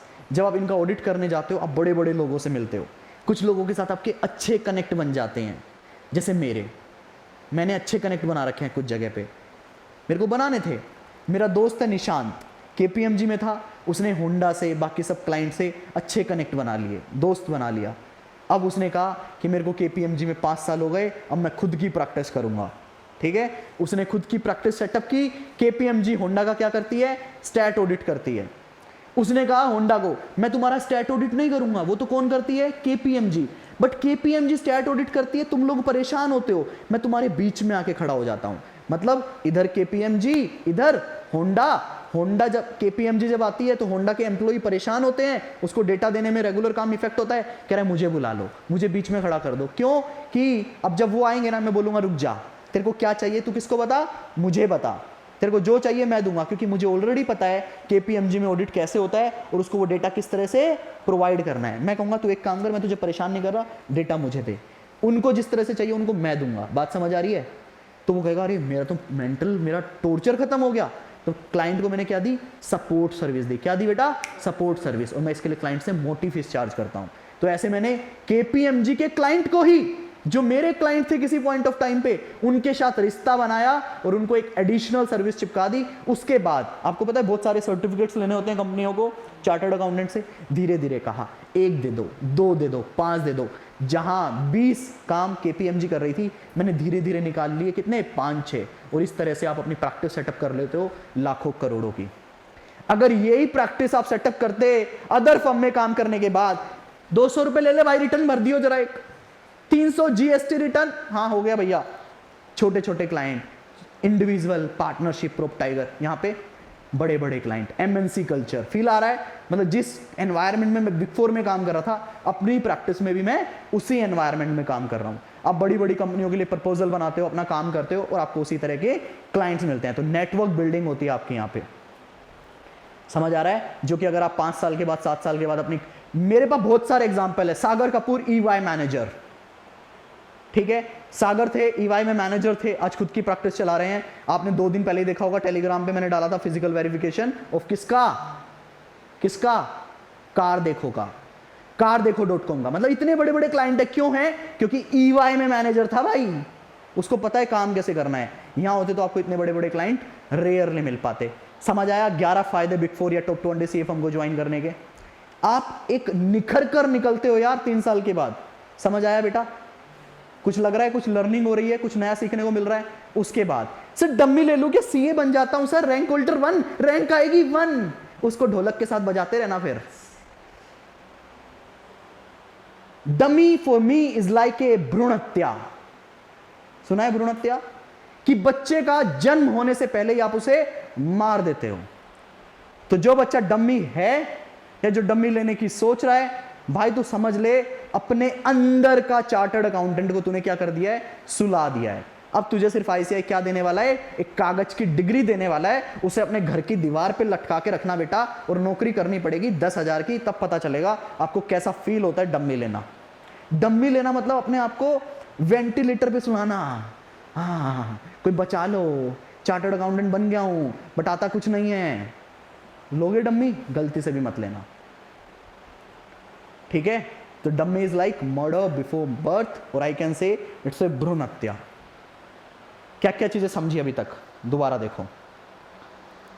मैंने अपना एक्सपीरियंस शेयर किया आप लोगों के साथ, 3 साल की इंपॉर्टेंस क्या थी वो बताया, किस किस प्रोफाइल में आर्टिकलशिप अवेलेबल है वो बताया, आपको किन किन की बेसिक रिक्वायरमेंट हो सकती है वो आपको मैंने बताया।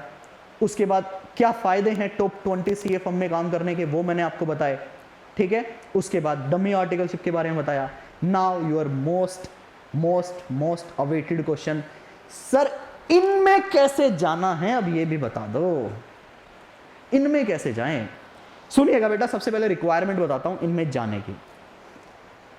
देखिए, जाने को फर्स्ट ग्रुप वाला भी जा सकता है, जाने को कोई भी जा सकता है, एक्सेप्शन हर जगह होती है। तो कोई बच्चा वीडियो को देख के ऑफेंड ना हो कि मेरा दोस्त है उसने ट्रांसफर लेके गया है, वो मेरा दोस्त है वो एक अटेम्प्ट क्लियर था उसको लग गई।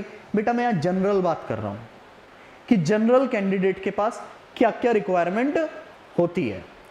नंबर 1, जो रैंक होल्डर्स होते हैं ना, उनके सर पे एक क्राउन आ जाता है, ठीक है? उनको अलग ही चमकते हैं वो। तो ये लोग सबसे पहले किसको प्रेफर करते हैं? रैंक होल्डर को। पीडब्ल्यूसी को मान लो 10 कैंडिडेट की रिक्वायरमेंट है, उसके पास कैंडिडेट कितने आ गए? 1000। तुम सब लोग अप्लाई करते हो ना, वो बेस्ट 20 को लेगी या वो कहेगी ठीक है कोई एक ग्रुप वाला उसको भी बुला ले और उसकी किस्मत बदल जाएगी? तुम बताओ। Best 20, as simple as that. अब बताता हूं कैसे शॉर्ट लिस्टिंग होती है। वो कहती है मेरे को बोथ ग्रुप चाहिए, रैंक चाहिए, उसके पास रिज्यूम आ गए। सर इसका मतलब मेरा एक ग्रुप क्लियर है तो मुश्किल है क्या? बहुत मुश्किल है। मुश्किल नहीं, बहुत मुश्किल है। मैं अभी बोल रहा हूं तुम्हें कुछ और टारगेट करना चाहिए, स्टार्टिंग में ही बोल रहा हूं। यार उसको 20 लोग चाहिए, उसके पास 500 रिज्यूम है जो जिनके दोनों ग्रुप क्लियर हैं, तेरा एक ग्रुप क्लियर है, बता होगा क्या? खुद बता ना। सर एक एक करके दूंगा तो, अरे उसके पास 500 ऐसे हैं जिसके दोनों एक अटेम्प्ट में क्लियर है, तेरे को बुलाएगा क्या? अनटिल एंड अनलेस तेरे रिज्यूम में कुछ बाकी अच्छा स्ट्रॉन्ग पॉइंट नहीं है क्या chances? Very less chances, very few chances. Articleship का सिलेक्शन होना बिग फोर में चार्टर्ड अकाउंटेंट बनने के बाद सिलेक्शन होने से भी ज्यादा टफ है। मेरी आपको थोड़ी बातें कठोर लग रही होंगी बट ये फैक्ट है। वहां पे सीए बनने के बाद जाना मच इजी, आपको आर्टिकलशिप में जाने में टफ रहता है। पहली रिक्वायरमेंट समझ आई कि सर बोथ ग्रुप क्लियर होने चाहिए, रैंक हो तो अच्छी बात है। उसके बाद वो लोग प्रेफर करते हैं रेगुलर कॉलेज वाले स्टूडेंट को, जिन्होंने अपने राम जस कॉलेज से अपना स्कूलिंग कॉलेज का रखा हो, श्री राम कॉलेज से हो, हंसराज कॉलेज से हो, मैं दिल्ली के कॉलेजेस ले रहा हूँ क्योंकि मैं वहाँ से रहने वाला हूँ। तो मतलब रेगुलर कॉलेज वाले बच्चों को वो लोग प्रेफर करते हैं। सर ऐसे भी होते हैं, अरे उन्हीं की तो रैंक होते हैं भाई। दूसरी रिक्वायरमेंट, समझ आई बेसिक रिक्वायरमेंट। तीसरा, आपका कम्युनिकेशन स्किल अच्छा होना चाहिए, ठीक है। ऐसा होना चाहिए कि you are able to speak English. ये नहीं चलेगा, एटलीस्ट आप बोल पा रहे हो। क्यों? क्योंकि वहां पे एक आर्टिकल भी किसको फेस करेगा, जाके क्लाइंट को फेस करने वाला है। तो उनको ऐसे कैंडिडेट चाहिए जो उनको रिप्रेजेंट कर सके, उनके बिहाफ पे काम कर सकें, लोगों से बात कर सकें। एक क्लाइंट जाएगा, हमारे रैंकर जाएंगे, उनको इंग्लिश बोलनी आती नहीं, वो उनको लेंगे क्या? अरे वो काम ही नहीं कर पाएंगे, उनके साथ नहीं लेंगे। समझ आ रही है मेरी बातें? तो ये कुछ बेसिक रिक्वायरमेंट है। बोथ ग्रुप क्लियर हो, रैंक हो आपके पास, तो आपके पास एक अच्छा स्टार आ जाता है। आप रेगुलर कॉलेज से हो तो आपको थोड़ा सा प्रेफरेंस मिलता है। तो ये बेसिक रिक्वायरमेंट है। बेसिक इंग्लिश आपकी होनी चाहिए। समझ आई आपकी? कुछ हार्ड एंड फास्ट रिक्वायरमेंट नहीं है, ये बेसिक रिक्वायरमेंट है, ठीक है। उसके बाद सर कैसे जाएं? मेरे पास है ये बेसिक रिक्वायरमेंट। जिनके पास नहीं है वो बिग 4 के अलावा टॉप 20 में ट्राई करो। बिग 4 में भी डालो रिज्यूम, किस्मत अच्छी हुई तो बोला जाएगा, नहीं टॉप 20 में ट्राई करो, जैसे मैंने किया था। एक ग्रुप क्लियर था ना मेरा, टॉप 20 में था ना।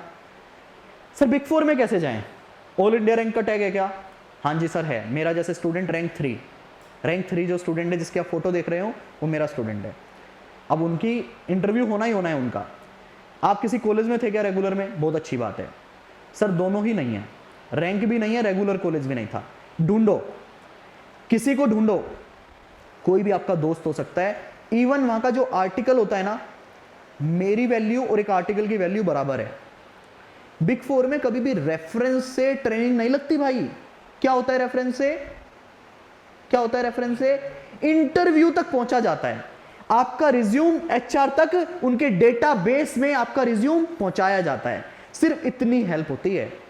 ढूंढो कि आपका कोई दोस्त, आपके कोई सीनियर, आपके कोई भाई, आपके कोई 10 साल पुराने सीनियर, आपके शहर के लोग कहीं ना कहीं तो काम कर रहे होंगे, उनसे कनेक्ट करो, उनको बोलो कि आपका रिज्यूम कंपनी के डेटाबेस में डालें, एचआर तक फॉरवर्ड करें।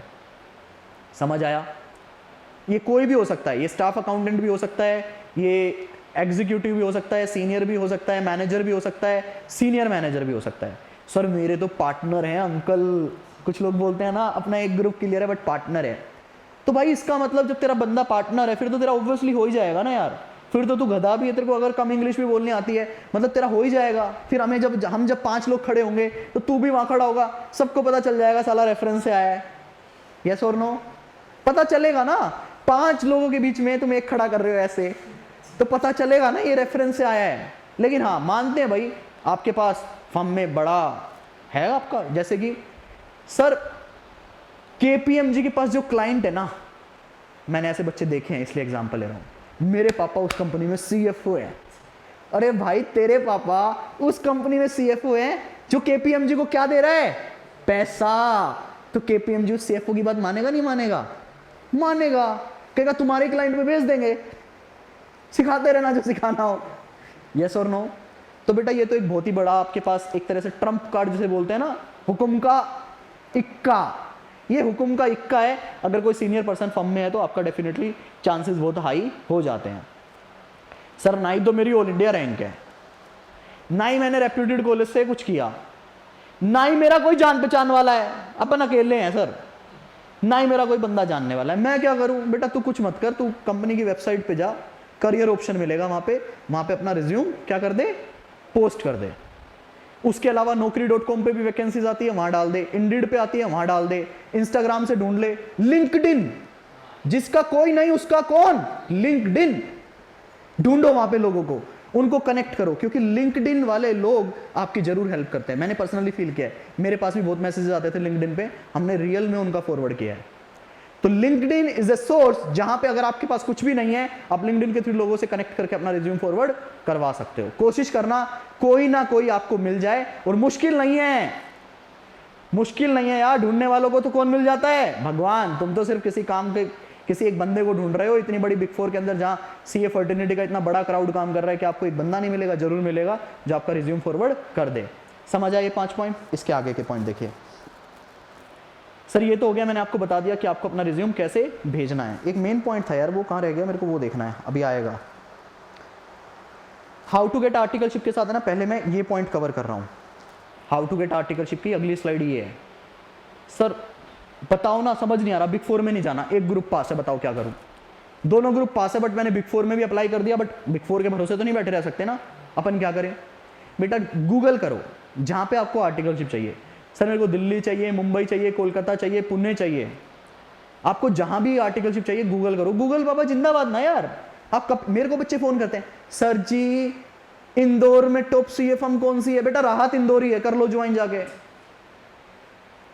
मैं कहां रहता हूं? दिल्ली। मैं भोपाल इंदौर का बता पाऊंगा आपको? General sense. और मेरे पास बच्चे कॉल करते हैं, बेटा सर बैंगलोर की टॉप सीए फर्म बताओ प्लीज। मैंने कहा ओके अभी गूगल करता हूं मैं, जरा 1 लाख रुपए ट्रांसफर कर बताने के। कैसे बताऊंगा? डू गूगल यार। सही बात है या नहीं? मेरी लॉजिकल बात है या नहीं? तो आपको क्या करना है, जहां भी जिस भी एरिया में आपको सीए फर्म ढूंढनी है वहां पे क्या करोगे आप? गूगल करोगे। उस गूगल में आपको क्या मिलेगा? फर्म का नाम मिलेगा, रैंकिंग मिलेगी, मोबाइल नंबर, ईमेल आईडी, सारी डिटेल्स होती हैं। उन क्या करो, अपना पोस्ट कर दो रिज्यूम उनकी वेबसाइट पे, करियर ऑप्शन पे, और उस ईमेल आईडी पे क्या कर दो?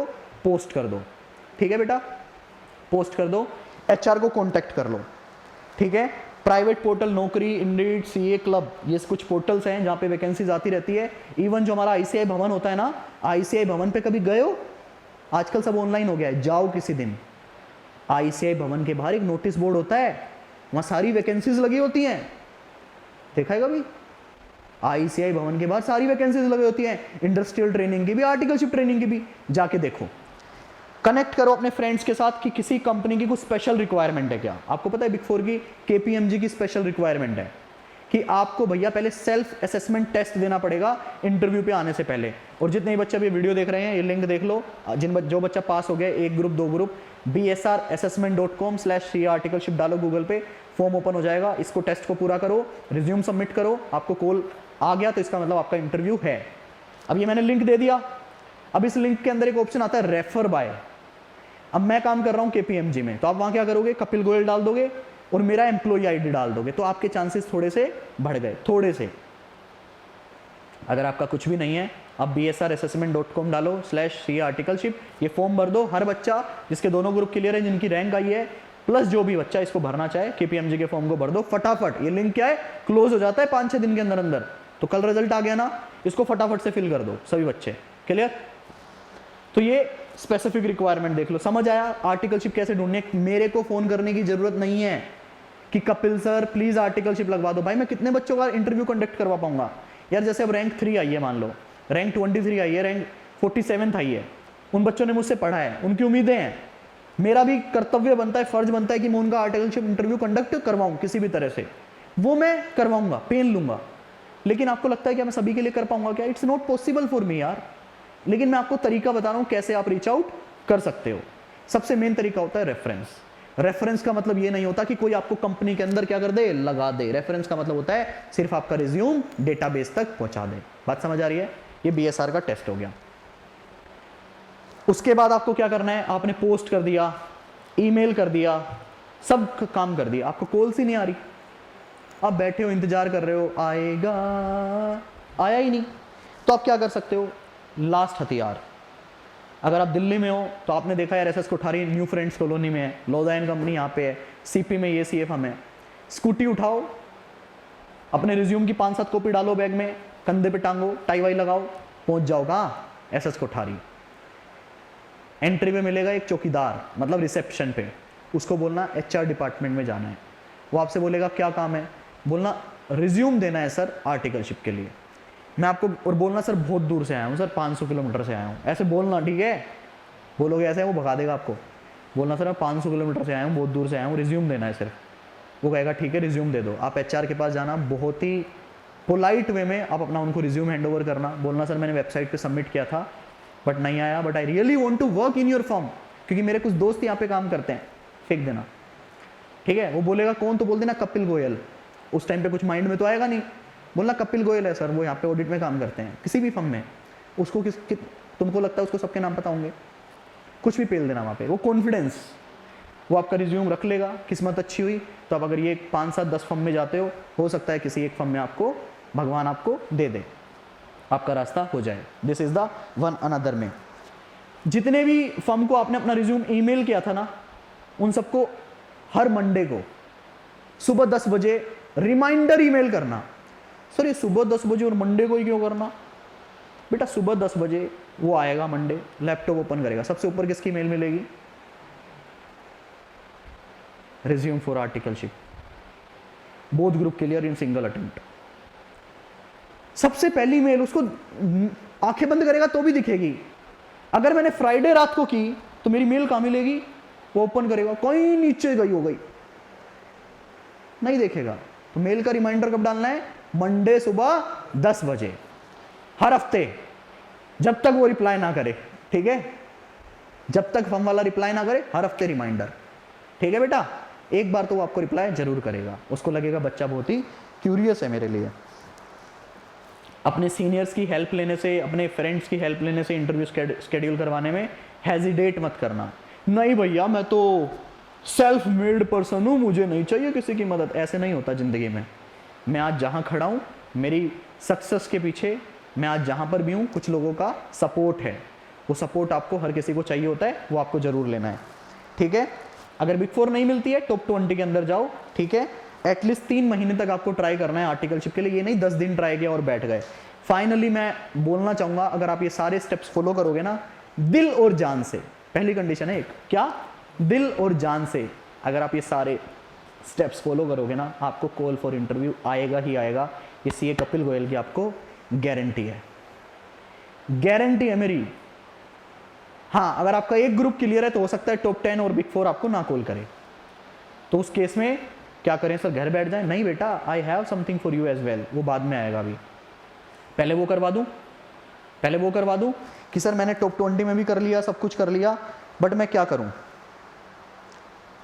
ये रहा, यही है ना बेटा, कि मुझे टॉप 20 में भी नहीं कॉल आ रहा, बिग 4 में भी नहीं आ रहा, मैं क्या करूं? स्टेप 1, किसी भी अच्छी सी फर्म में ज्वाइन कर लो, मीडियोकर, जो अपन ने सेकंड कैटेगरी में रखी थी ना, वहां तो मिल ही जाएगा। तुम्हें ये लगता है तुम्हें वहां भी नहीं मिलेगा? भाई सीए इंटर पास हो, इतना हिम्मत, इतना कॉन्फिडेंस रखो, मिल जाएगा वहां भी, ठीक है? इतना अपने आप को पनौती मत समझो, वो मिलेगा तुम्हें। किसी भी फर्म को ज्वाइन कर लो, ठीक है? और 2 ऑप्शन अब आपके पास हैं, 2 ऑप्शन। 1, फर्स्ट ईयर में ट्रांसफर अलाउड होता है, काम करो और ढूंढते रहो साथ साथ, किसी ना किसी दिन तो भगवान सुन सकता है ना टॉप 20 सीए फर्म में। जैसे ही मिल जाए सर को बोलना, सर ट्रांसफर, जिंदगी में जो चाहिए था वो मिल गया। सर नहीं मिला, पूरा 1 साल हो गया, ट्रांसफर 1 साल तक ही अलाउड है, नहीं मिला, मैं क्या करूं सर? डोंट वरी, 2 साल तक काम करो, तीसरे साल में आपको पता है आप क्या कर सकते हो? इंडस्ट्रियल ट्रेनिंग, आप किसी कंपनी में जाकर काम कर सकते हो। सर समझ नहीं आया ये क्या बोल रहे हो आप? नहीं आया? आपके फेस से लगा मुझे। बेटा जब हम इंटर पास करते हैं ना, आर्टिकलशिप हमें सीए फर्म में करनी पड़ती है, लेकिन 2 साल की आर्टिकलशिप के बाद है ना, तीसरे साल में मैं किसी कंपनी में भी जा सकता हूं। एग्जाम्पल पेप्सी, मतलब जिनका मैं ऑडिट करता था, होंडा, मतलब सर कंपनी में भी जा सकते हैं। हाँ, मेरे को मिली थी बेटा, कौन कौन सी? भारत पेट्रोलियम, जीएसके, ग्लेक्सोस्मिथक्लाइन, मैं आपको बताऊंगा वो सारी चीजें।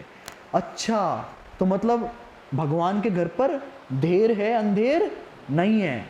अगर बिग 4 भी नहीं मिली, टॉप 20 भी नहीं मिली, मीडियोकर फर्म में सारा काम सीखेंगे, काम सारा सीखना है बेटा उसमें भी। अगर मेरी वाइफ ने मीडियोकर फर्म में अच्छे से आर्टिकलशिप ना की होती तो आज उसको जी ना मिलती। वो जहां थी उसने अच्छे से काम किया, इसलिए उसको 7 लाख का पैकेज मिला। समझ आ रही है मेरी बात? तो अब जहां भी रहो अच्छे से काम करना। उस तीसरे साल में या तो पहले साल में ट्रांसफर लेना, या फिर 2 साल अच्छे से काम करने के बाद 2 साल फिर पढ़ाई पे फोकस भी करना, ताकि तीसरे साल इंडस्ट्रियल ट्रेनिंग में काम कर सको। सर इंडस्ट्रियल ट्रेनिंग भी नहीं मिली तो क्या हो गया? तो सीए बन जाओ, काम तो यहां भी सीख लिया। जैसे मेरी वाइफ को नौकरी मिली, उसके बाद रेफरेंस के बेस पे आपको भी अच्छी नौकरी मिलेगी। कोई डरने वाली बात नहीं है, डरने वाली कोई भी बात नहीं है। तो आपके पास ऑप्शन नंबर 1, कोई भी फर्म ज्वाइन करो, 2 साल के बाद इंडस्ट्रियल ट्रेनिंग ज्वाइन करो। अगर आपको नहीं मिलता है सिलेक्शन तो क्या करें? तो भैया अपनी पढ़ाई पे फोकस करो, क्योंकि स्मॉल फर्म में तो वो टैक्स वैक्स का काम ही होगा दिन का 3-4 घंटा। मैंने देखा है बच्चा बिगड़ जाता है वहां जाके, आधे दिन खाली रहता है, नालायक, लेजी। तो उस टाइम आप क्या करोगे? अपनी पढ़ाई पे फोकस करोगे, नई नई चीजें सीखो, एक्सपर्टीज देखो किस फील्ड में बनानी है वो सीखो, और एक्सप्लोर करो other CA firm for the transfer. Clear बेटा? तो ये था आपका उस केस में कि जो अगर आपको ना बिग 4 मिलती है ना टॉप 10 सीए फर्म मिलती है, तो आपको क्या करना है? ये मैंने आपको बता दिया, यहां तक समझ आया बेटा? पूरा सेशन में कवर करने वाला हूं इसके अंदर। सर मेरे पास कॉल आ गई सर, या तो मेरे पास बिग 4 से कॉल आ गई या फिर मेरे पास टॉप 20 सीए फर्म से फोन आ गई, वो सारे स्टेप फॉलो करने के बाद अब बताओ इंटरव्यू की तैयारी कैसे करनी है। आएगा क्वेश्चन? आएगा। सबसे पहला स्टेप नंबर 1 क्या? Dress code. कि सर पहन के क्या जाना है ये बताओ। बॉयज के लिए समझिएगा ध्यान से, अगर आपके पास पॉसिबल हो तो एक ब्लू शर्ट आपको पहनना चाहिए, light blue, navy blue, dark blue, वो आप डिसाइड कर सकते हो। एक बहुत ही ज्यादा चलने वाला कलर जो है बॉयज का तो ब्लू कलर है, वो आप पहन सकते हो, ठीक है। या ब्लू सूट पहन सकते हो, अगर आपका कोई अच्छा सूट है तो आप सूट पहन सकते हो, अंदर व्हाइट शर्ट जो कि सबसे ज्यादा चलती है। शर्ट आप बहुत सारे मैचिंग कर सकते हो, लेकिन व्हाइट शर्ट क्या एक ट्रेंड है, तो अपन कुछ नया करके जाए, पिंक और येलो पहन के चले जाए, उससे अच्छा है आप जो नॉर्मल चलता है उसके साथ चले जाओ। व्हाइट शर्ट, एक अच्छा सा सूट आपने ब्लू कलर का, ब्लैक कलर का, ग्रे कलर का, कुछ जनरल कलर है बेटा, ये नहीं पीला कलर का सूट पहन के था। हाँ आर्टिकल इंटरव्यू में आए 3-4 अपने जनरल कलर्स हैं, उसी का सूट आप पहन के जाएं, टाई लगा कर जाएं। कुछ बच्चे आते हैं, मैंने देखा है यार, हंसी रोक नहीं पाता इंटरव्यू में, कुछ बच्चे आते हैं उनकी टाई यहाँ होती है, मतलब ये नीचे का बटन दिख रहा होता है। टाई की जो लेंथ होती है, आई होप वीडियो में सभी बच्चे को दिख रहा हो, टाई की जो लेंथ होती है, वो जो आपका बक्कल होता है, मैं जो चीजें सिखा रहा हूं वो तो यूनिक है, उस बक्कल के ऊपर होना चाहिए। दिख रहा है? इट्स मैक्सिमम 1, मेरे 1 फिंगर का गैप है, ये टाई की आपकी लेंथ होनी चाहिए। कुछ लोग यहां तक लगा लेते हैं, कुछ लोग यहां तक लगा लेते हैं, उनको पता ही नहीं होता टाई की लेंथ होनी कितनी चाहिए। अभी जो मैंने टाई पहन रखी है वो नॉन मैचिंग पहन रखी है, क्योंकि मेरे को इंटरव्यू का सेशन लेना था, मेरे बैग में जो टाई थी वही मैंने पहन ली। लेकिन टाई जनरली आपको मैच करके पहननी है, ये अभी मैचिंग नहीं है, ये मैंने सिर्फ आपको सिखाने के लिए मैंने फटाफट बना के आपके लिए पहनी है। समझ आया टाई की क्या लेंथ होनी चाहिए? दूसरा, कुछ लोग होते हैं जो आजकल ट्रेंड चल रहे हैं, तुम्हारी जुराबें चेक करो, तेरी जुराब दिखा जरा, एंकल लेंथ सॉक्स पहनते हो आप लोग, एंकल लेंथ जो डालते हो खत्म हो जाती है, यस और नो? ट्राउजर पहन के जा रहे हो आप, जैसे ही चेयर पे बैठोगे पैंट ऊपर उठ जाती है, हाँ या ना? और फिर आपकी वो स्किन दिख रही होती है। This is very unprofessional. जो प्रोफेशनल, 2 तरह की ड्रेस हम लोग पहनते हैं, कैजुअल और प्रोफेशनल। जो प्रोफेशनल ड्रेस होती है उसके अंदर हमेशा लॉन्ग लेंथ सॉक्स डाली जाती है। कैसी बेटा? लॉन्ग लेंथ, ठीक है, ताकि आप अगर चेयर पे ऐसे करके भी बैठ रहे हो ना तो भी आपकी स्किन ना दिखे। दूसरी मेन बात, शूज हमेशा लेसेस वाले पहन के जाना, विदाउट लेस नहीं। तीसरी बात, सॉक्स का कलर आपकी पैंट की कलर से मैच करना चाहिए, ताकि वहां पे जाके एक ओड सिचुएशन ना हो जाए, पैंट ब्लू सॉक्स येलो, आहा, ब्लू पैंट है तो सॉक्स कैसी रहेगी बेटा? या तो ब्लू या फिर ब्लैक। कुछ चीजें हैं ये यहां पे लिखी हैं क्या? Neat and clean socks colour should match with your trouser colour, ये पूरी पीपीटी में आपको दे दूंगा, इसके अंदर सब लिखा है मैंने, ठीक है। आपकी टाई की मैंने बता दी, बक्कल तक होनी चाहिए, आपके हेयर प्रॉपरली कॉम्ब होने चाहिए, ऐसा नहीं जा रहे हो बिखरे पड़े हैं बाल, हाँ जी क्या कर रहे हो, ऐसे ऐसे कर रहे हो, नहीं नहीं, प्रॉपरली देख रहे हैं कॉम्ब ने मेरे प्रॉपर तरीके से, इधर से कुछ नहीं निकल रहा, उधर से कुछ नहीं निकल रहा, लेंथ को ये स्पाइक मत बना के जाना है, ऐसे कुछ चाहते हैं ऐसे लगा देना, फैशन शो नहीं चल रहा, you are going for a professional interview, ठीक है। उसके बाद अगर आप बियर्ड रखने का शौक रखते हो, कुछ होते हैं दिल्ली वाले अपने डूड, तो बियर्ड प्रॉपरली ट्रिम्ड होनी चाहिए, यहाँ से बाल अच्छे से आप प्रॉपरली तरीके से उसको बनाकर जाएंगे, ट्रिम करके जाएंगे अच्छे तरीके से, प्रोफेशनल, आप स्मार्ट लगने चाहिए। अगर मैं एक दूसरी भाषा में बोलूँ तो ये नहीं कि उठ के आ गए इंटर के लिए, ले ले पूछ ले क्या पूछ रहे, इंटर ग्रुप पास है, रैंक आई है मेरी ऐसा नहीं होना चाहिए, बात समझ आ रही है? तो ये पॉइंट है। और बी कॉन्फिडेंट, कॉन्फिडेंस लेवल आपका चेक किया जाएगा आपकी पर्सनैलिटी के साथ साथ। ये कुछ जनरल पॉइंट है बॉयज़ के लिए। सर मैं तो गर्ल हूँ ना, मेरे लिए भी बताओ। बेटा you girls always look good, आपको कुछ अलग करने की जरूरत नहीं है, आप कुछ भी एक अच्छा ड्रेस वियर कर सकते हैं। वो इंडियन सूट हो सकता है, सूट 2 तरह के सूट होते हैं, एक प्रोफेशनल सूट अपना सूट एंड मेरा ट्राउज़र, या हमारा इंडियन सूट भी आप लोग पहन सकते हैं, ठीक है। कुछ भी अच्छा प्रोफेशनल आप लोग पहन सकते हैं, और आपको बताने की जरूरत नहीं है गर्ल्स को कि कैसे अच्छा लगते हैं, भगवान ने आपको वो कला ऑलरेडी दी है, तो आप अच्छे से जाएं अपना ड्रेस कोड के साथ, कोई दिक्कत वाली बात नहीं है। यहाँ पे आप लोग भी ब्लू कलर का सूट प्रेफर कर सकते हैं, जो जनरली हमारे बिग 4 में चलता है। बाकी स्कर्ट, जो भी आपको दिल करे आप पहन के जा सकते हैं, किसी भी चीज़ पे कोई रिस्ट्रिक्शंस नहीं है, गर्ल्स की ड्रेस पे स्पेशली। सेकंड राउंड मैंने आपको बता दिया कि किस तरह से जाना है, क्या पहनना है, किस तरह से जाना है, डिटेल में बता दिया। नाखून वगैरह सब अच्छे से करके जाना, ठीक है। ये मुंह से खा के करते वो मत करके रखना, ठीक है। अच्छे से, you should look good, you should feel proud कि मैं ऐसा दिखता हूँ क्या, ठीक है, आपको वैसा लगना चाहिए। सेकेंड सर, अब जब इंटरव्यू में जाओगे तो सबसे पहले होगा group discussion round. Group discussion round के कुछ रूल्स होते हैं। सॉरी इतना इतना सब कुछ कवर करने वाले हो इस सेशन में? यस बेटा, तभी तो टाइम लगा रहा था इस वीडियो को बनाने के लिए। ग्रुप डिस्कशन राउंड के बेटा कुछ रूल्स होते हैं, अगर आपको कुछ नहीं आता तो भी ग्रुप डिस्कशन क्लियर हो जाएगा। मेरे तो भगवान की दया से आज तक सारे ग्रुप डिस्कशन क्लियर हो गए। मैंने बारफ्लेक्स का भी दिया है, मैंने गोल्डमैन सैक्स का भी दिया है, केपीएमजी भी दिया है, सब भगवान की दया से पहले ही राउंड में ग्रुप डिस्कशन पार। सर क्या रूल है बताओ जरा मुझे भी। बेटा जब आप जाओगे केपीएमजी में तो वो एचआर क्या करेगा, 10, 12, 15 लोगों को एक कॉन्फ्रेंस रूम में बिठा देगा और वो आपको कोई भी एक टॉपिक दे देगा, चलो भैया इस पे चर्चा स्टार्ट करो, और खुद पीछे जाकर खड़ा हो जाएगा और उसके हाथ में ना आपके रिज्यूम रहेंगे। बेल्ट ये बक्कल वाली पहन के जानी है, वो नहीं अंदर घुसाई और ऐसे खींच ली, ठीक है, ये बक्कल वाली बेल्ट पहन के जानी है। आप मेरे को देख सकते हो मैं क्लास में किस तरह के कपड़े पहन के आता था। This all belongs to big 4, आपने देखा होगा मुझे क्लास में, वो सारे कपड़े मेरे प्रोफेशनल थे जो मैं आपकी क्लासेस में पहन के आता हूँ। तो इस तरह से बक्कल वाली इसके ये इस तरह की बेल्ट पहन के जानी है, ठीक है। तो एचआर क्या करेगा, आपके रिज्यूम्स को देख रहा है, एक एचआर साइड में खड़ा होगा, वो देख रहा होगा आपकी कन्वर्जेशन के ऊपर। आपको क्या करना है बेटा, जो टॉपिक मिला उसकी आपको नॉलेज है, मैं पहले पॉजिटिव ले रहा हूं, तो आपको क्या करना है, स्टार्ट करना है कि सर मुझे इस टॉपिक की नॉलेज है, मैं स्टार्ट करूंगा। कॉन्फिडेंटली अपने पॉइंट्स रख दो फटाफट, 20 सेकेंड, 1-2 मिनट खींचने की जरूरत नहीं है, क्योंकि 15 लोग हैं, 10 मिनट में उसे खत्म करना है, क्योंकि बाहर इंटरव्यू वालों की क्या लगी हुई है, भीड़ लगी हुई है। आपने अपने पॉइंट रख दिए, रिलैक्स, स्ट्रेट, ऐसे नहीं बैठना है, अपने को डंबल प्रेसिंग नहीं करनी है, स्ट्रेट बैठना है चेयर पे, शुड बी अटेंटिव। ये नहीं आपका काम हो गया ठीक है इधर उधर देख रहे हो, जो बंदा बोल रहा है you should be listen carefully, but over smart नहीं बनना है। क्यों, आपने अपना काम कर दिया, अब वो मौका दूसरों को दो। समझ आ रही है मेरी बातें?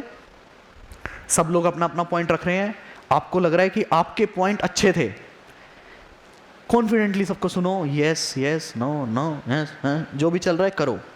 एट द एंड कोशिश करो कि आप सबके पॉइंट को रिकॉल कर पाओ। अगर आपके माइंड में सबके पॉइंट चल रहे हैं, एट द एंड कंक्लूड कर दो, अगर आप कर पाते हो, आपको मौका मिलता है तो, कि at the end of this session I really want to summarise और कंक्लूड। वो पॉइंट आपने रख दिए, आपका हो गया, आपका group discussion GD round clear हो गया। ये पहली सिचुएशन थी सर जब मुझे टॉपिक की नॉलेज है। सर मान लो मेरे को टॉपिक की नॉलेज नहीं है, मैं क्या करूं? सर अगर आपको नॉलेज नहीं है, तसल्ली से जाके बैठो, सुनो, कोई ना कोई तो स्टार्ट करेगा। जैसे ही उसने 3 पॉइंट बोले, आपको को नॉलेज हो गई यार, 3 ही पॉइंट को दूसरे तरीके से तो बोल सकता हूं मैं, हाँ या ना? और कोशिश करनी है, यहां मैं सबसे इंपॉर्टेंट पॉइंट बता रहा हूं, याद कर लो, क्या नाम। वो सामने वाला बंदा बोलेगा hey guys I am CA Kapil Goyal, नाम याद कर लो, यही है वो जिसने स्टार्ट किया, और इसका नाम क्या है, सीए। सीए तो बोलेगा नहीं, क्या नाम है इसका, कपिल गोयल। उसके बाद दूसरे को मौका दो, वेट करो उस एक पॉइंट का जहां पर आप क्या मारने वाले हो, सिक्सर, उस पॉइंट का वेट करना है। अब दूसरे को सुनो, दूसरे ने कहा hey guys I am Rahul and I just want to add on something, वो कुछ भी बोलेगा, उनके पॉइंट को याद करो, उन दोनों के नाम याद करो। अब जंप करो, हे आई एम, क्या नाम है तुम्हारा, I am Aditya and I am completely agree with Kapil but I really do disagree with जो भी दूसरा बंदा था, and I want to add on. उन दोनों के पॉइंट मिला के कुछ नया प्रेजेंट कर दो। आपने बाजी मार ली, नॉलेज नहीं थी, नाम याद किए, एचआर, मेमोरी, रिकॉल पावर अच्छी है इस बंदे की, इसको सेलेक्ट करो, इसको नाम याद है। किसी को नहीं होते, कोई इन चीजों पे ध्यान नहीं देता। आपका डेफिनेटली आपका रिज्यूम भी अच्छा होना चाहिए। कई बार पता है क्या करता है, जीडी जो चल रहा है फॉर्मेलिटी के लिए, आपके 20 लोगों के रिज्यूम मेरे हाथ में है, ये 3 अच्छे हैं, 17, वो 17 बच्चे बढ़िया बोल रहे हैं बट ऑल रिजेक्ट। क्यों? क्योंकि उसको 3 किसके रिज्यूम मिल गए, क्रीम के। उसको उन 20 रिज्यूम के अंदर 3 क्रीमी रिज्यूम मिल गए जो उसको लगता है बहुत ही टैलेंटेड बंदे हैं रिज्यूम के बेस पे।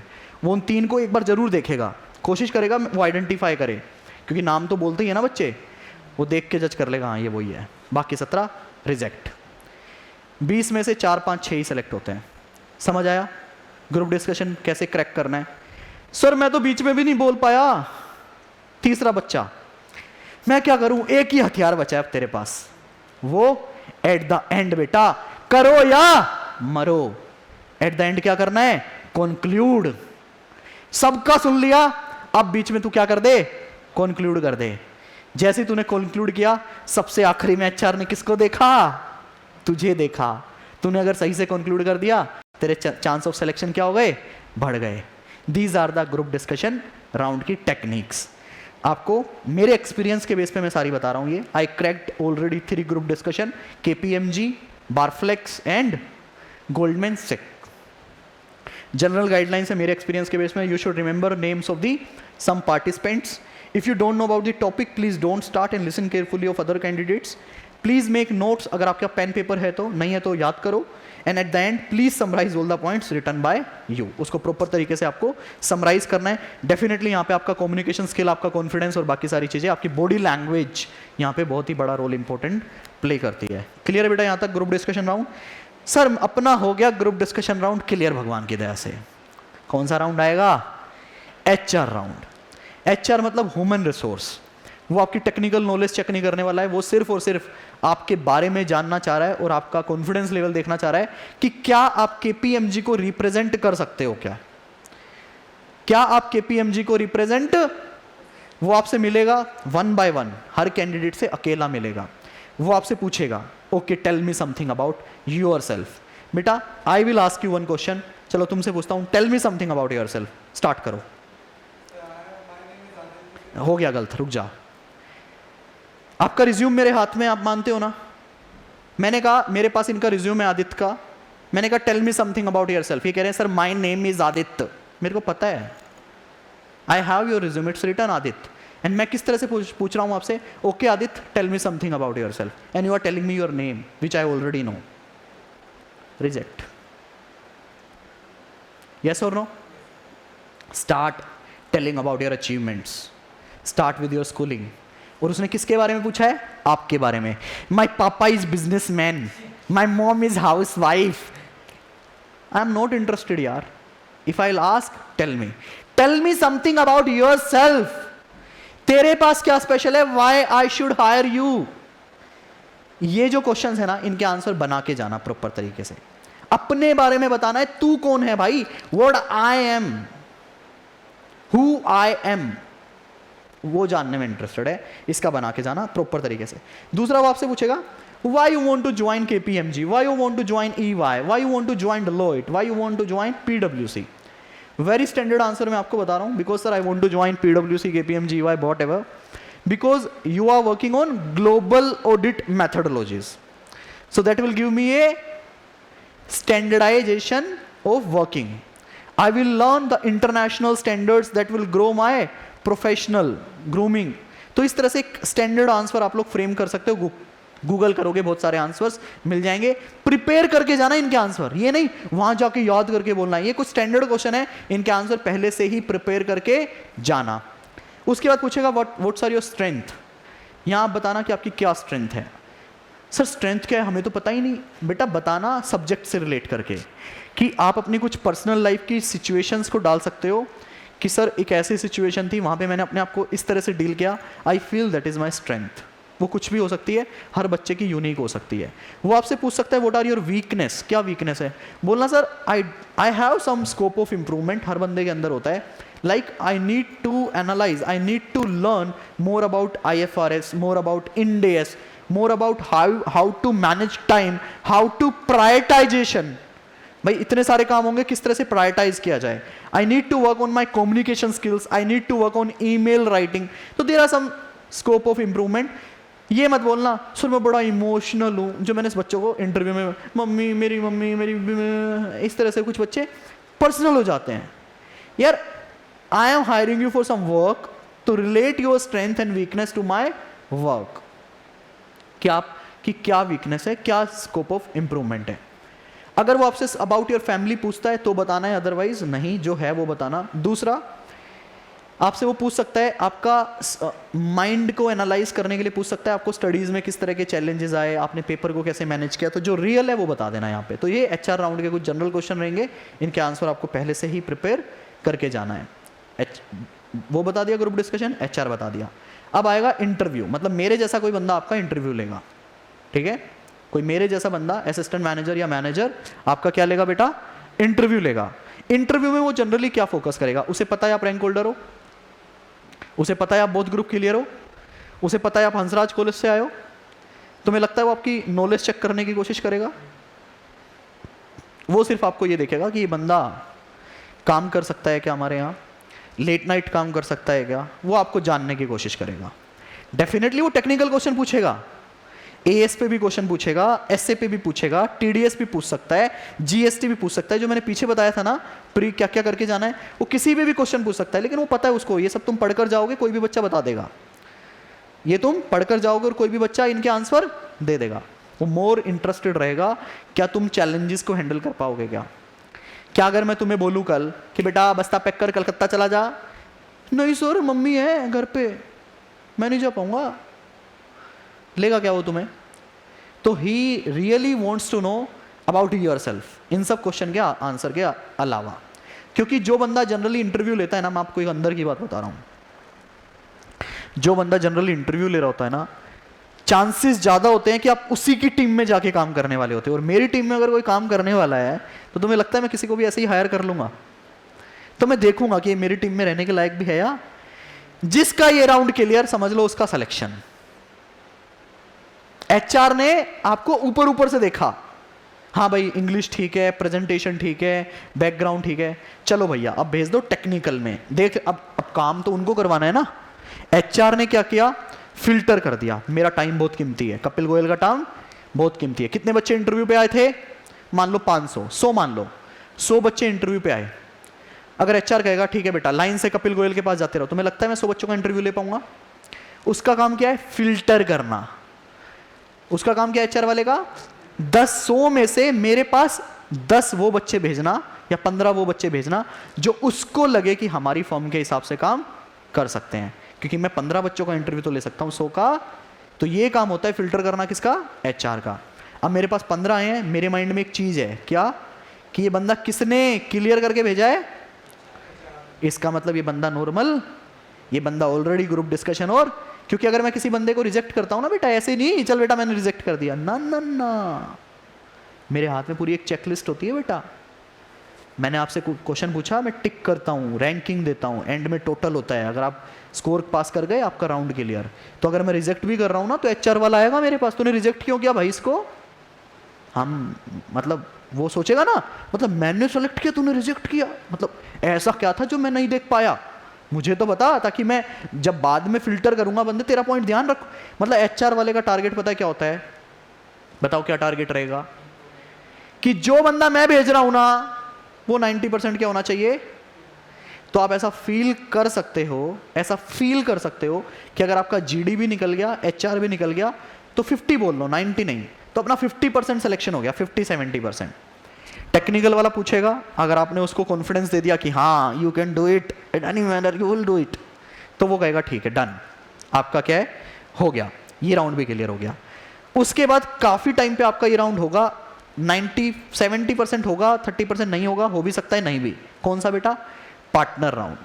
पार्टनर एक केबिन में बैठे होंगे, उसे मिलते हैं, कौन नया बंदा आ रहा है मिल लेते हैं, वो कुछ क्वेश्चन मतलब ज़्यादा कुछ नहीं।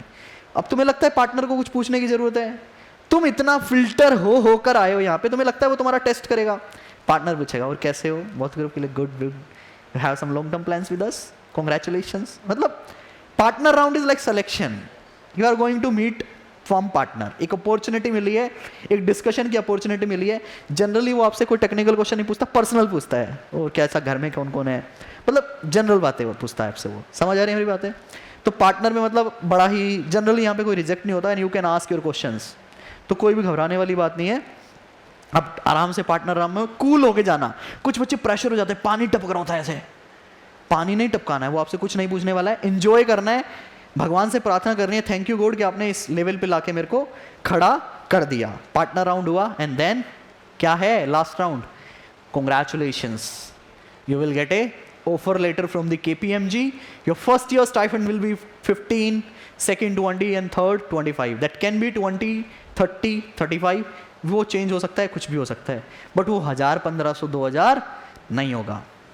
सारी ICI की फीस आपको यहाँ पे मिलने वाली है। फील हो रहा है, मज़ा आ रहा है सुनने में, मज़ा आ रहा है।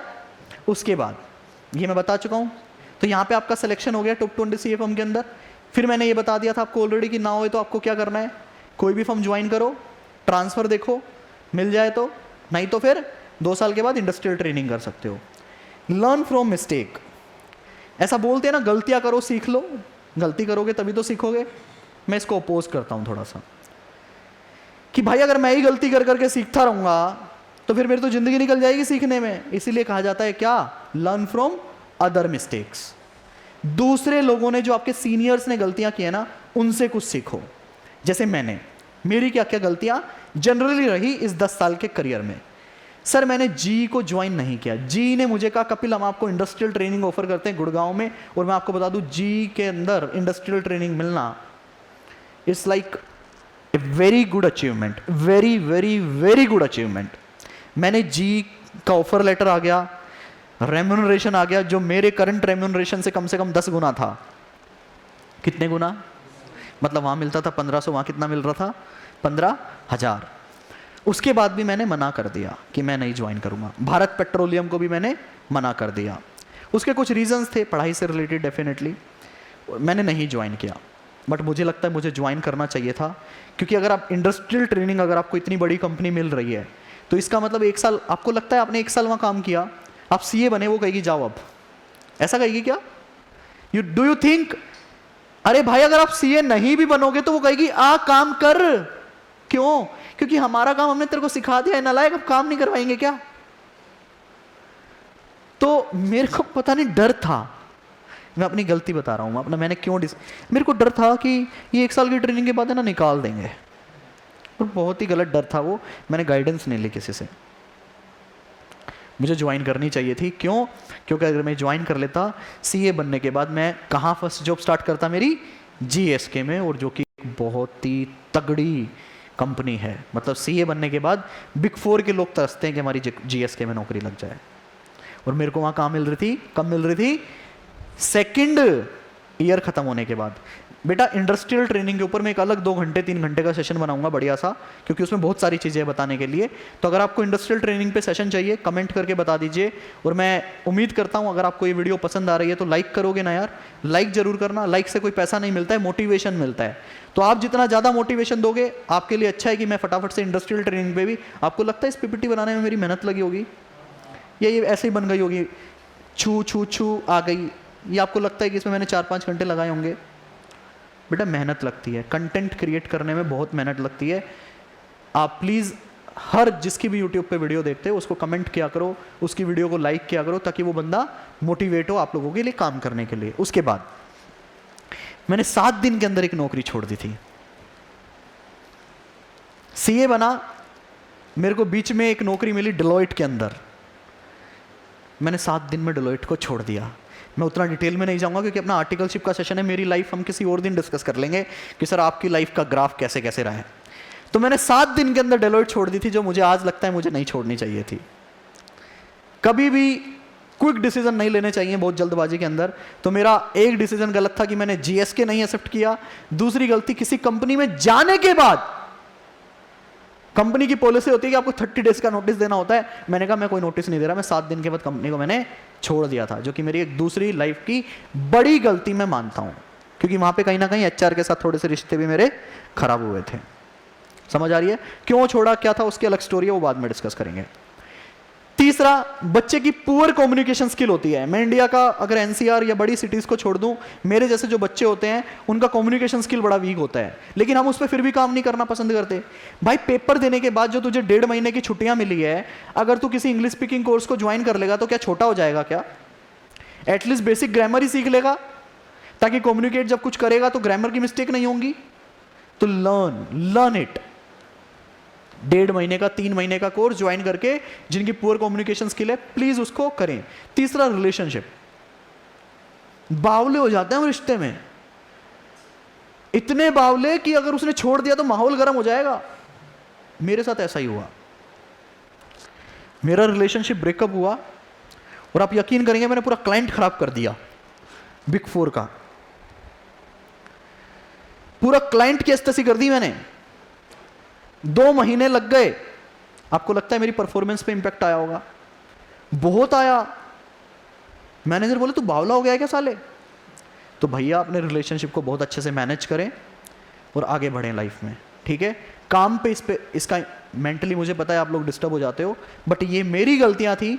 2 महीने के बाद मैंने सोच लिया भाई ये ब्लंडर ऑफिस में नहीं चलेंगे, अलग से करो जो भी करना है। तो कोशिश करना कि रिलेशनशिप को आप बहुत अच्छे से मैनेज कर पाओ। कम्युनिकेशन स्किल वीक है तो आप उसको अच्छे से मैनेज कर पाओ। किसी भी कंपनी को ज्वाइन करने से पहले, सोचने से पहले प्रॉपर गाइडेंस लो। इंडस्ट्रियल ट्रेनिंग वगैरह अच्छी कंपनी में मिलती है तो ज्वाइन करना नहीं चाहिए। गाइडेंस, मैं ये बोलना चाहूँगा यहाँ पे, सही बंदे को ढूंढकर उससे गाइडेंस जरूर आपको लेनी चाहिए।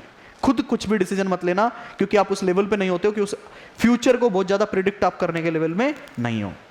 दूसरे लोगों की मिस्टेक से आपको सीखना चाहिए।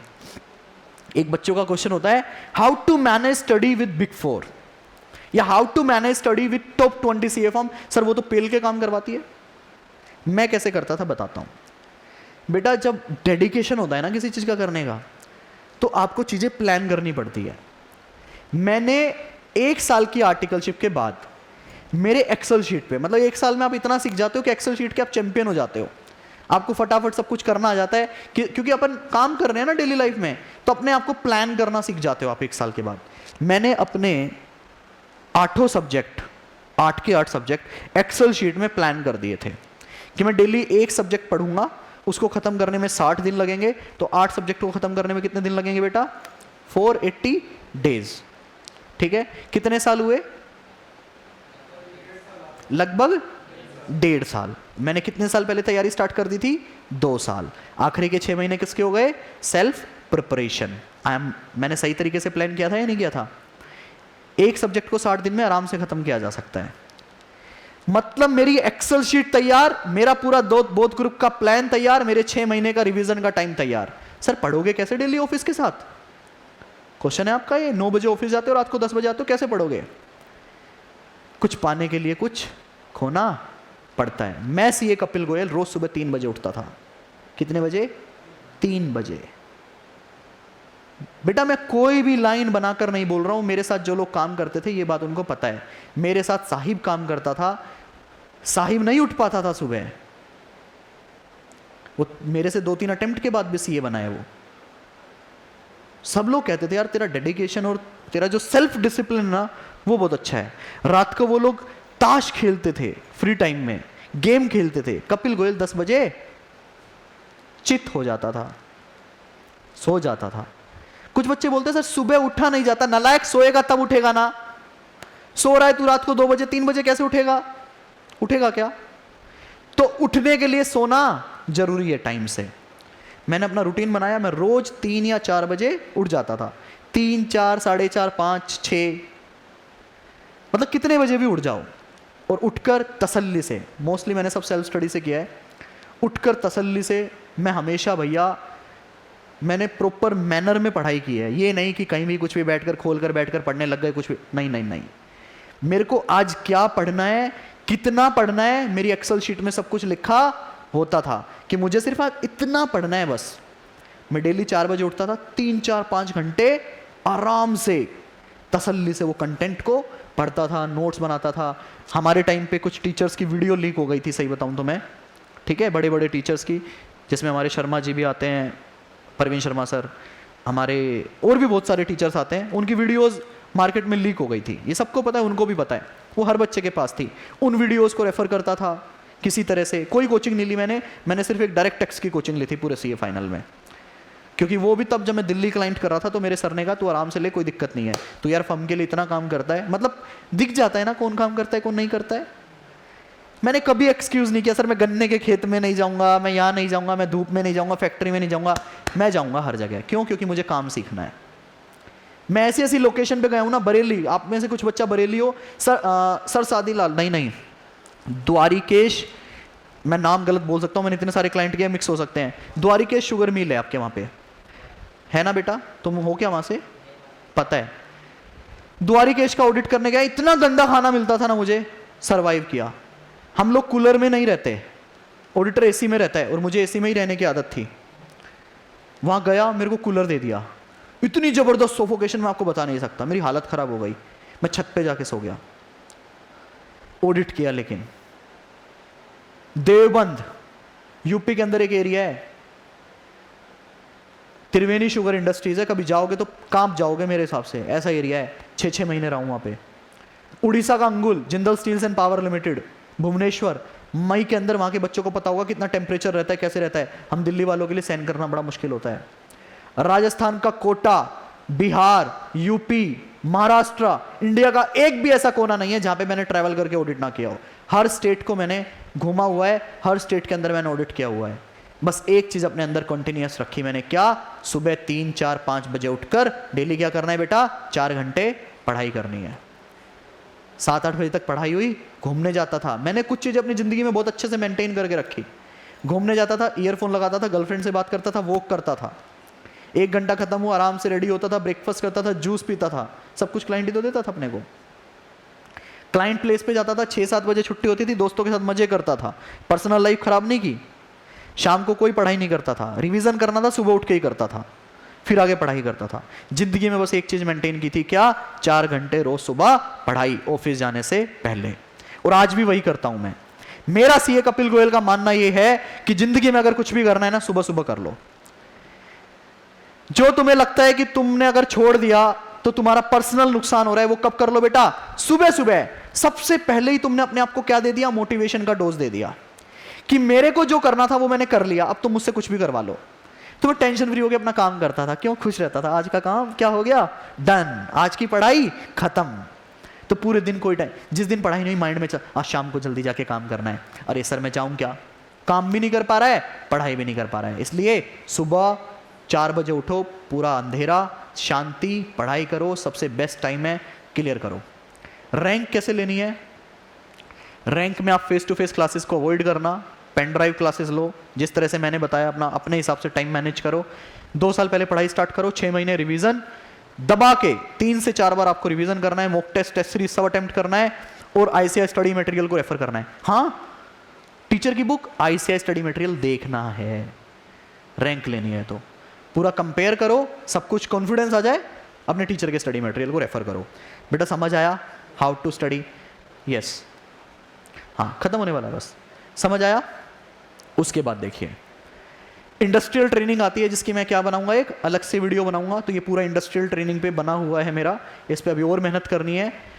अब आता है, मैंने बच्चों से पूछा था जो भी आपके आर्टिकलशिप के ऊपर क्वेश्चंस हैं वो सारे आप कमेंट कर दो, तो तकरीबन 200 क्वेश्चंस आए हैं मेरे पास, और जो कि बहुत अच्छे क्वेश्चंस हैं। एक क्वेश्चन ले रहा हूं मैं आज, should I join articleship after 1 group और बोथ ग्रुप? आप में से भी किसी का क्वेश्चन था। सुनिए, अगर आपका एक ग्रुप क्लियर हो गया है, आपको क्या करना है, जैसे मैंने किया था, कोशिश करो टॉप 20 सीए फर्म के अंदर आर्टिकलशिप ढूंढने की। सर दूसरा ग्रुप, रुक जाना यार, दूसरा ग्रुप हो जाएगा क्लियर। अगर तुझे आर्टिकलशिप मिल गई तो तेरा सीए फाइनल फिक्स हो गया है, नहीं हो गया? हाँ या ना? अगर तेरे बोथ ग्रुप क्लियर होंगे, तुझे लगता है तेरे को बिग 4 मिलेगी? एक बार तूने अब किया, एक अगले अटेम्प्ट में करेगा, डू यू थिंक तुझे बिग 4 मिलेगी? Very rare chances, right? जो टॉप 20 सीए फर्म है, जो तुझे बोथ ग्रुप के बाद मिल रही है, if you are getting the same firm after 1 group, either second or first, क्यों नहीं लेनी चाहिए? लेनी चाहिए, नहीं लेनी चाहिए? Yes sir. मेरी सभी बच्चों को आपको एडवाइस है मेरी कि अगर आपको अच्छी फर्म मिल रही है एक ग्रुप के बाद, ट्राई करो, जैसे मैंने बताया है, कोशिश करो अच्छी सीए फर्म लेने की। मिलती है, ज्वाइन करो। सर अटेम्प्ट नहीं दे पाऊंगा, स्किप करो यार, लर्न, अपने ऊपर कॉन्फिडेंस रखो ना। एक एग्जांपल देता हूं, हर्षित जैन मेरा स्टाफ अकाउंटेंट था एसएस कोठारी में, today he is manager at very young age, manager in I think Sun Pharma, if I am not wrong, ठीक है, इंडस्ट्री। छोटा सा बच्चा है, बाकी सब लोग सीए फाइनल की तैयारी कर रहे थे, मुझे कहता था सर काम सीखना है, मैं काम करूंगा, मैंने कहा अटेम्प्ट आ रहा है, स्किप करूंगा सर, स्किप करूंगा, काम सीखना है। समझ रहे हो? इतना जबरदस्त दिमाग, बस काम सीखना है।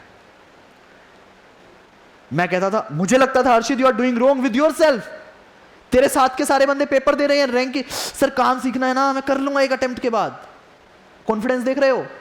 क्योंकि उसको पता है कि वैल्यू किसकी होगी, डिग्री की या काम की? काम की। ही cleared his CA final after 6 month और आज वो सबसे आगे है। His manager I think after 3 years of the chartered accountant, जिसको बनने में 5 से 6 साल लगते हैं। समझ आ रहा है? काम की वैल्यू। अच्छी फॉर्म मिल रही है, skip the attempt, no worries, don't worry. Office के साथ साथ जैसे मैंने फाइनल की तैयारी करनी थी, वैसे ही क्या करो, दूसरे ग्रुप की तैयारी करो। जब फाइनल देंगे तो क्या एक ग्रुप नहीं दे सकते? दे सकते हैं। आप 3 4 6 महीने काम करो, 1 महीने के आराम से ऑफिस से छुट्टी लो, दूसरा ग्रुप क्लियर करो, आराम से क्लियर हो जाएगा। तो yes, definitely you should join a good CA firm. नहीं मिलती है, you can wait to clear the second group और उसके बाद आप टॉप 20 में जाओ। पहला टारगेट टॉप 20 सीए फर्म होना चाहिए, उसके बाद का मैंने आपको बता दिया। तो मैंने आज एक बच्चे की क्वेरी रिप्लाई की है, दूसरी वीडियो आएगी जिसमें आपकी सभी की क्वेरी लूंगा। अगर किसी बच्चे की क्वेरी अगर उसने पहले वाले वीडियो में नहीं पोस्ट की है, इस वीडियो के नीचे पोस्ट करना, जब नेक्स्ट वीडियो आएगी उसके अंदर मैं कवर करूंगा।